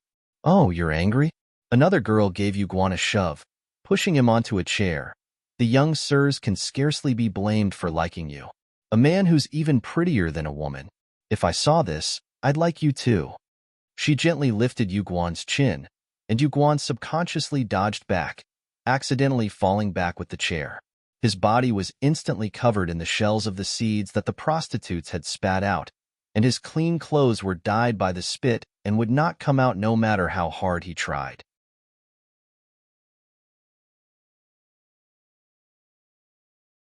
The more desperately that Yu Guan tried to pat himself clean, the more delighted the prostitutes became. Stop patting yourself. No matter how hard you try, you won't be clean. People like us were dirty from birth. Why bother pretending that you refuse to get close to us? You are the dirty ones, not him. Without the sound of the door opening, there were only blue skies and distant mountains outside. At the door was a young girl wearing court clothes with wide sleeves, and she had the bearing of a deity. For a moment, everyone was stunned. Aside from people like them, the only people who visited shady areas like these would be hedonistic sons of wealthy families. How could such a noble young miss appear?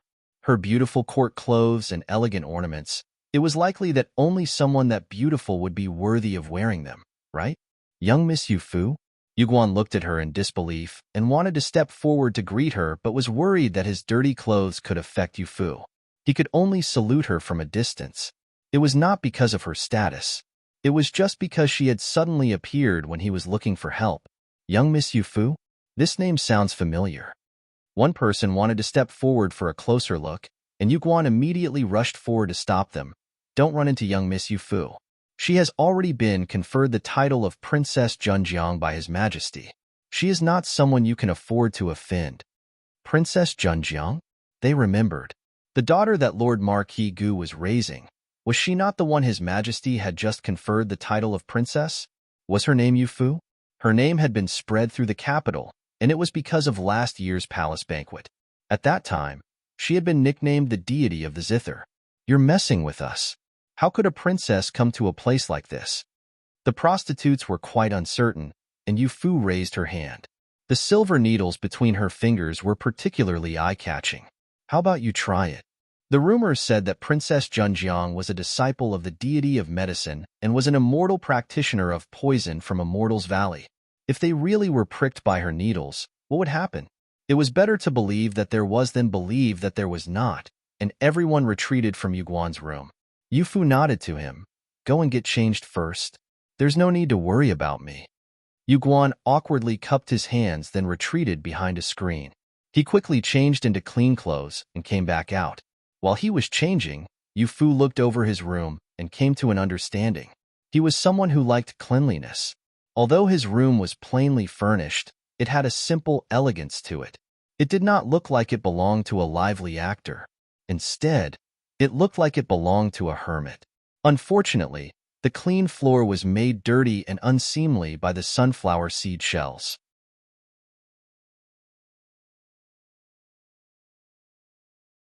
Yuguan did not have time to worry about this. Young Miss Yufu, did you come looking for this lowly one? Did something happen to the fourth young sir? You must have heard about third brother's personality, and there's no need for me to tell you what he hates the most. You should also know how fourth brother will be punished. I came to tell you in the future, please don't get close to fourth brother and lead him down a bad path.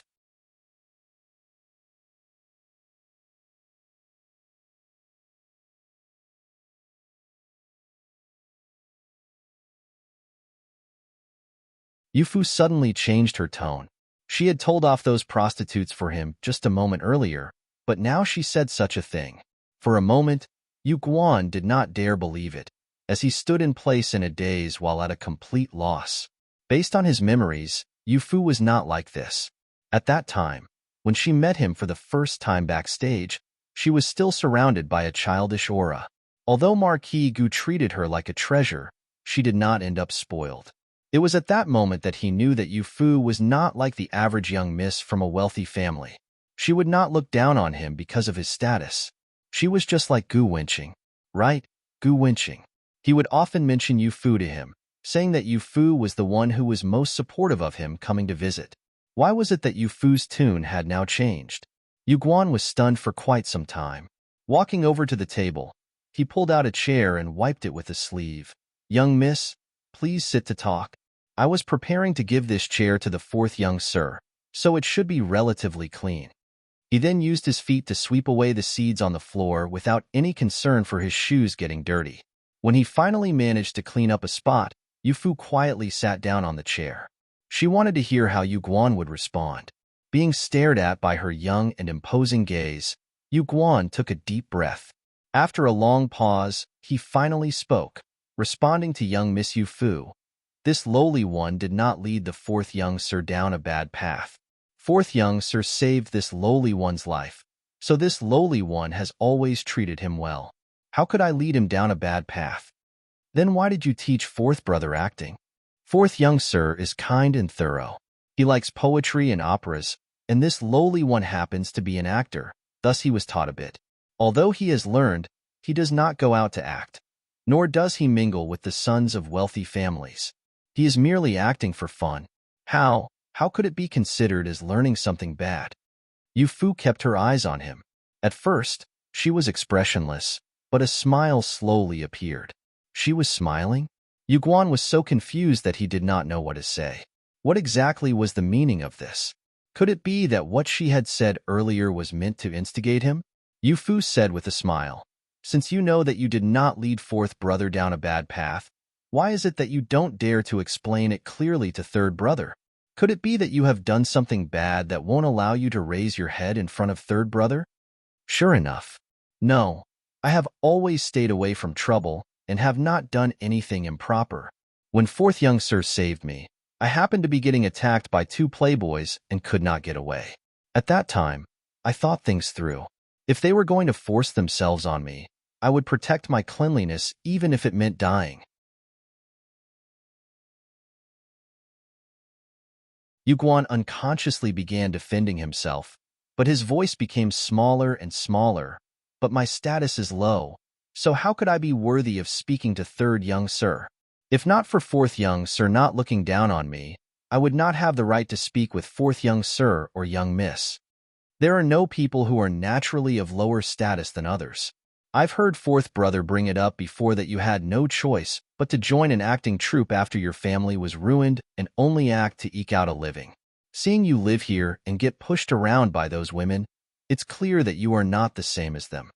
When Yu Guan had been getting bullied by them, he had been able to keep himself composed, but for some reason, when he heard Yu Fu's words, tears began to well up in his eyes. This would not do. Men should not cry so easily. He could not allow Yu Fu to look down on him. He turned around to regain his composure before quickly turning back. I am just a lowly actor. If I lived on my own, it would make others feel jealous. Fourth young sir also wanted to arrange for me to live somewhere in the city, but I was worried that people in the city would notice him coming to visit me, and that would ruin his reputation. That's why I decided to come and live in this sort of place outside the city. So that was the case. It was no wonder why he did not fall so low with his position as a lead actor in his troupe. Yu Fu stood up and said, Yu Guan, do you want to return to the manor with me right now and explain things to head general and third brother? It's possible that if you personally explain, you might be trusted a little more. More importantly, could it be that you don't hope to be accepted by them, so that you and fourth brother can meet openly in the future? Openly? This lowly one absolutely does not dare ask for that much. This lowly one wishes to go with young Miss Yu Fu. As long as this lowly one can help reduce fourth young sir's punishment, this lowly one is willing to do anything. He turned back to look at his room and brought along his coin purse. Yu Fu said, I came out in a hurry and did not bring anyone with me. The door to your house was broken down, so it would be best to bring along any important items to keep from losing them. Yu Guan smiled freely. There's no need. What important matters are there? It's nothing more than some worldly possessions. I always keep the cloth that fourth young sir gave me on hand. There's nothing else of importance. In an instant, Yu Fu was moved by his words. He, the one that Gu Hanemo considered a lowly actor, actually viewed money as something so unimportant and was willing to abandon it all for Gu Wenqing's sake. Just how sincere of a friend was he? It was no wonder Gu Wenqing refused to give up on coming to visit him. To have one confidant in life, one can die without regrets. For fourth brother to have a friend like you is very fortunate for him. Yu Guan smiled. No, this lowly one having a friend like fourth young sir is this lowly one's good fortune. Stepping over the fallen door, the two walked out of the building and left without looking back. The entrance to the small and simple room was left open, reflecting the open mountains and cloudless sky. It just remained there, waiting for its owner's return.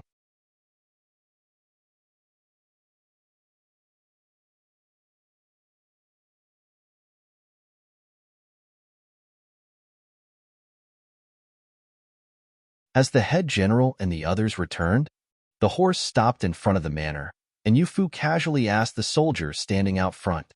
That person replied, They returned a quarter of an hour ago. They are now dealing with the fourth young sir at the main hall. Young miss, come in quickly. Yu Fu waved to Yu Guan, and the two entered the main hall's courtyard one after the other. The sound of the cane striking flesh was familiar and shocking. This is bad. Yu Fu immediately walked in the direction of the main hall. There, she saw Gu Huaijiang seated at the head seat, and everyone else was present. Sun Qi and Tian Shu had probably returned to their small courtyard. When it came to the familial matters of Marquis Gu's manor, it was not convenient for them to meddle, nor did they want to meddle. Kneeling on the ground was Gu Wenqing, while Gu Hanemo was personally administering the punishment without holding back in the slightest.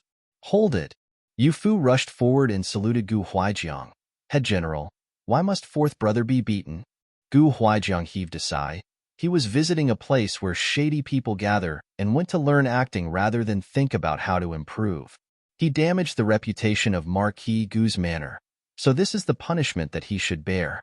Yu Fu, I know that you worry about your fourth brother, but the sons of Marquis Gu's manor have always been raised in this way. He cannot be the exception. The previous time, he had let Gu Wenqing off without investigating further. This time, his demeanor was even more severe. Not only was Gu Wenqing meeting with an actor, but he was also caught in the act of learning to act by Gu Hanemo. As the dignified young sir of Marquis Gu's manor, how could he go and become an actor, someone who exists to entertain people? Gu Shubai waved to her. "You Fu, come to eldest brother. Father only punished him with 20 strikes. It can't be considered much, and he can endure it. There's no need for you to worry. Be good and come sit. How about it? Sit around and watch fourth brother get beaten? I can't do it." Yu Fu did not even think about it and refuted Gu Shubai's offer, and the latter was a little shocked. This was the first time that Yu Fu had opposed him, but for some odd reason, he rejoiced. She really had grown up. She now had her own views. Yu Fu said to Gu Hanemo, "Head general, eldest brother, second brother, third brother, I brought Yu Guan with me. Please listen to his explanation before deciding on whether or not to punish fourth brother, all right?" Yu Guan, Gu Xiang, and Gui whispered to each other. They did not think that Yu Fu would come up with such a good idea, but it did not sound too promising. Was she certain that Gu Hanemo would not get angry upon seeing Yu Guan? Yu Guan walked in through the door and performed a very proper salute.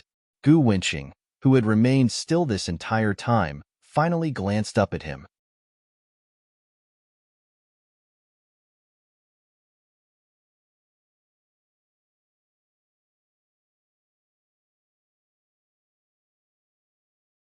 Killing is not tolerated by Easternling's laws, but if the enemy ruler is killed on the battlefield to protect one's family and country, what wrong was committed? Yu Guan spoke without pausing for a breath, and Yu Fu looked at him in admiration. Seeing Gu Hanmo's cold face slightly stunned, she became even happier. When it came to some biases, third brother had to change a little. Otherwise, not only would it make him bitter, but it would also cause Gu Wenqing to lose his best friend. Finding a confidant was hard, and she would insist on Gu Wenqing being able to keep this friend. Gu Wenqing looked at Yu Guan in a daze. He never thought that he would see someone usually meek become so impassioned. For Yu Guan to be able to understand this, he was happier than anyone. Seeing everyone look at him in shock, Yu Guan became a little embarrassed and once again cupped his hands toward Gu Huaijiang. This lowly citizen has been impolite. Marquis Gu's manor is full of heroes who have shed blood on the battlefield and naturally understands better than this lowly citizen. This lowly citizen should not have used that as an example. Would Lord Marquis please not take offense?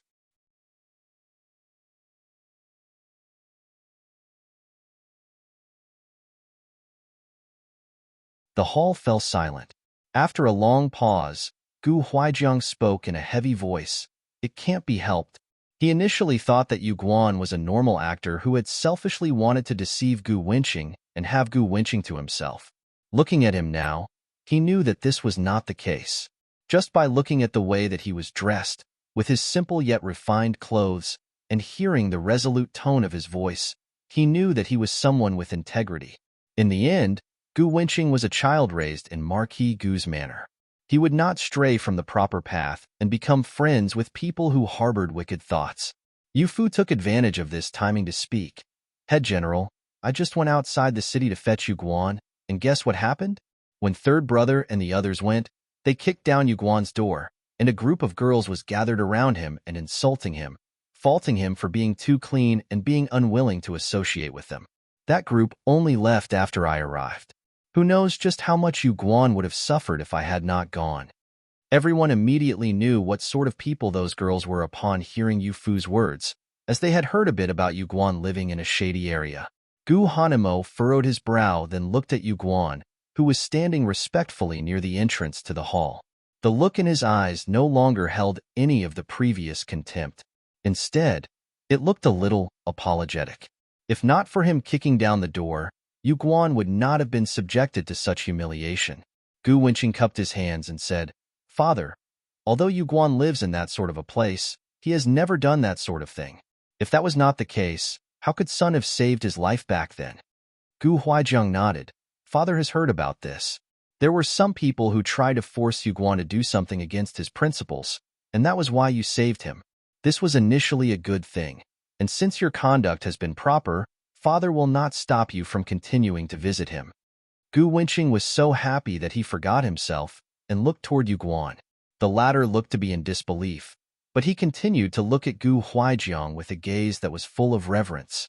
He had previously heard Gu Wenqing speak about this Marquis Gu, who knew that not only was he adept at killing enemies on the battlefield, but he was also so open-minded. Gu Huaijiang stood up and said, "It's just that the recent situation at Marquis Gu's manor has not been very stable. There have been some abnormal happenings, but they do not matter much. In the future," he looked at Yu Guan, "it's not that this general detests you, as this general finds you to have integrity and do admire you, but your status has yet to be resolved. Head General, I have an idea." Yu Fu looked at him with a smile, her eyes shining strangely. Who knew what idea she had in mind? Forget it, he would just go with it. Gu Huaijiang helplessly shook his head. When he passed by Gu Hanmo's side, he patted him on the shoulder. When he left, Gu Hanmo tossed the cane that he held to the side, and Gui hastily caught it. "Since father has agreed, there's nothing else to say." Saying this, he left without looking back. Gui mimicked his tone, paying great attention to detail.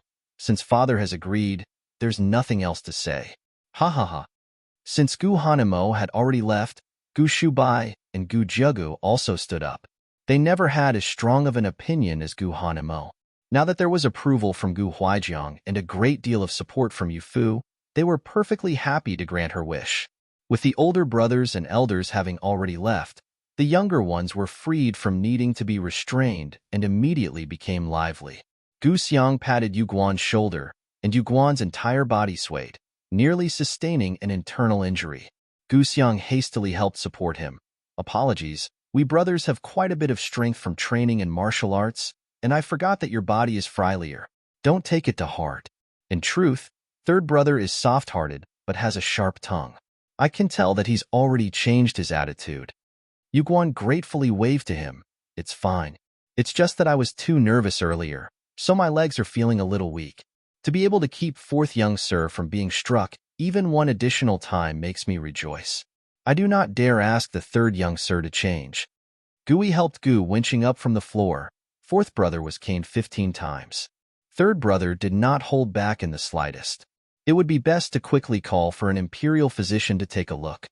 No, third brother did hold back. Gu Wenqing did not seem to be in pain, standing up on his own.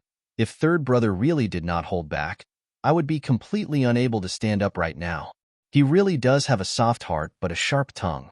He looked furious, but he really could not bring himself to do it. Yu Guan had delicate skin and had never experienced such a serious injury. Upon seeing Gu Wenqing's injury, he was startled. His voice had changed from his nervousness. "We should help him back to his room first and dress the wound, right?" Yu Fu was concerned and said, "Fourth brother, are you able to hold out?" "Don't worry, I can. Since you can, don't rush to apply the medicine. Go and visit third brother in his room first." Yu Fu's words shocked everyone. Thinking carefully, they understood the deeper meaning behind this. This was true. Gu Hanmo's prejudices did not form overnight. Even if he saw today that Yu Guan was not the type of person that he had imagined, he still could not change his attitude. It would be better to have Gu Wenqing go and advise him. Gu Hanmo was worried about his younger brothers and would surely be swayed. In the future, Gu Wenqing and Yu Guan would be able to meet without any worries.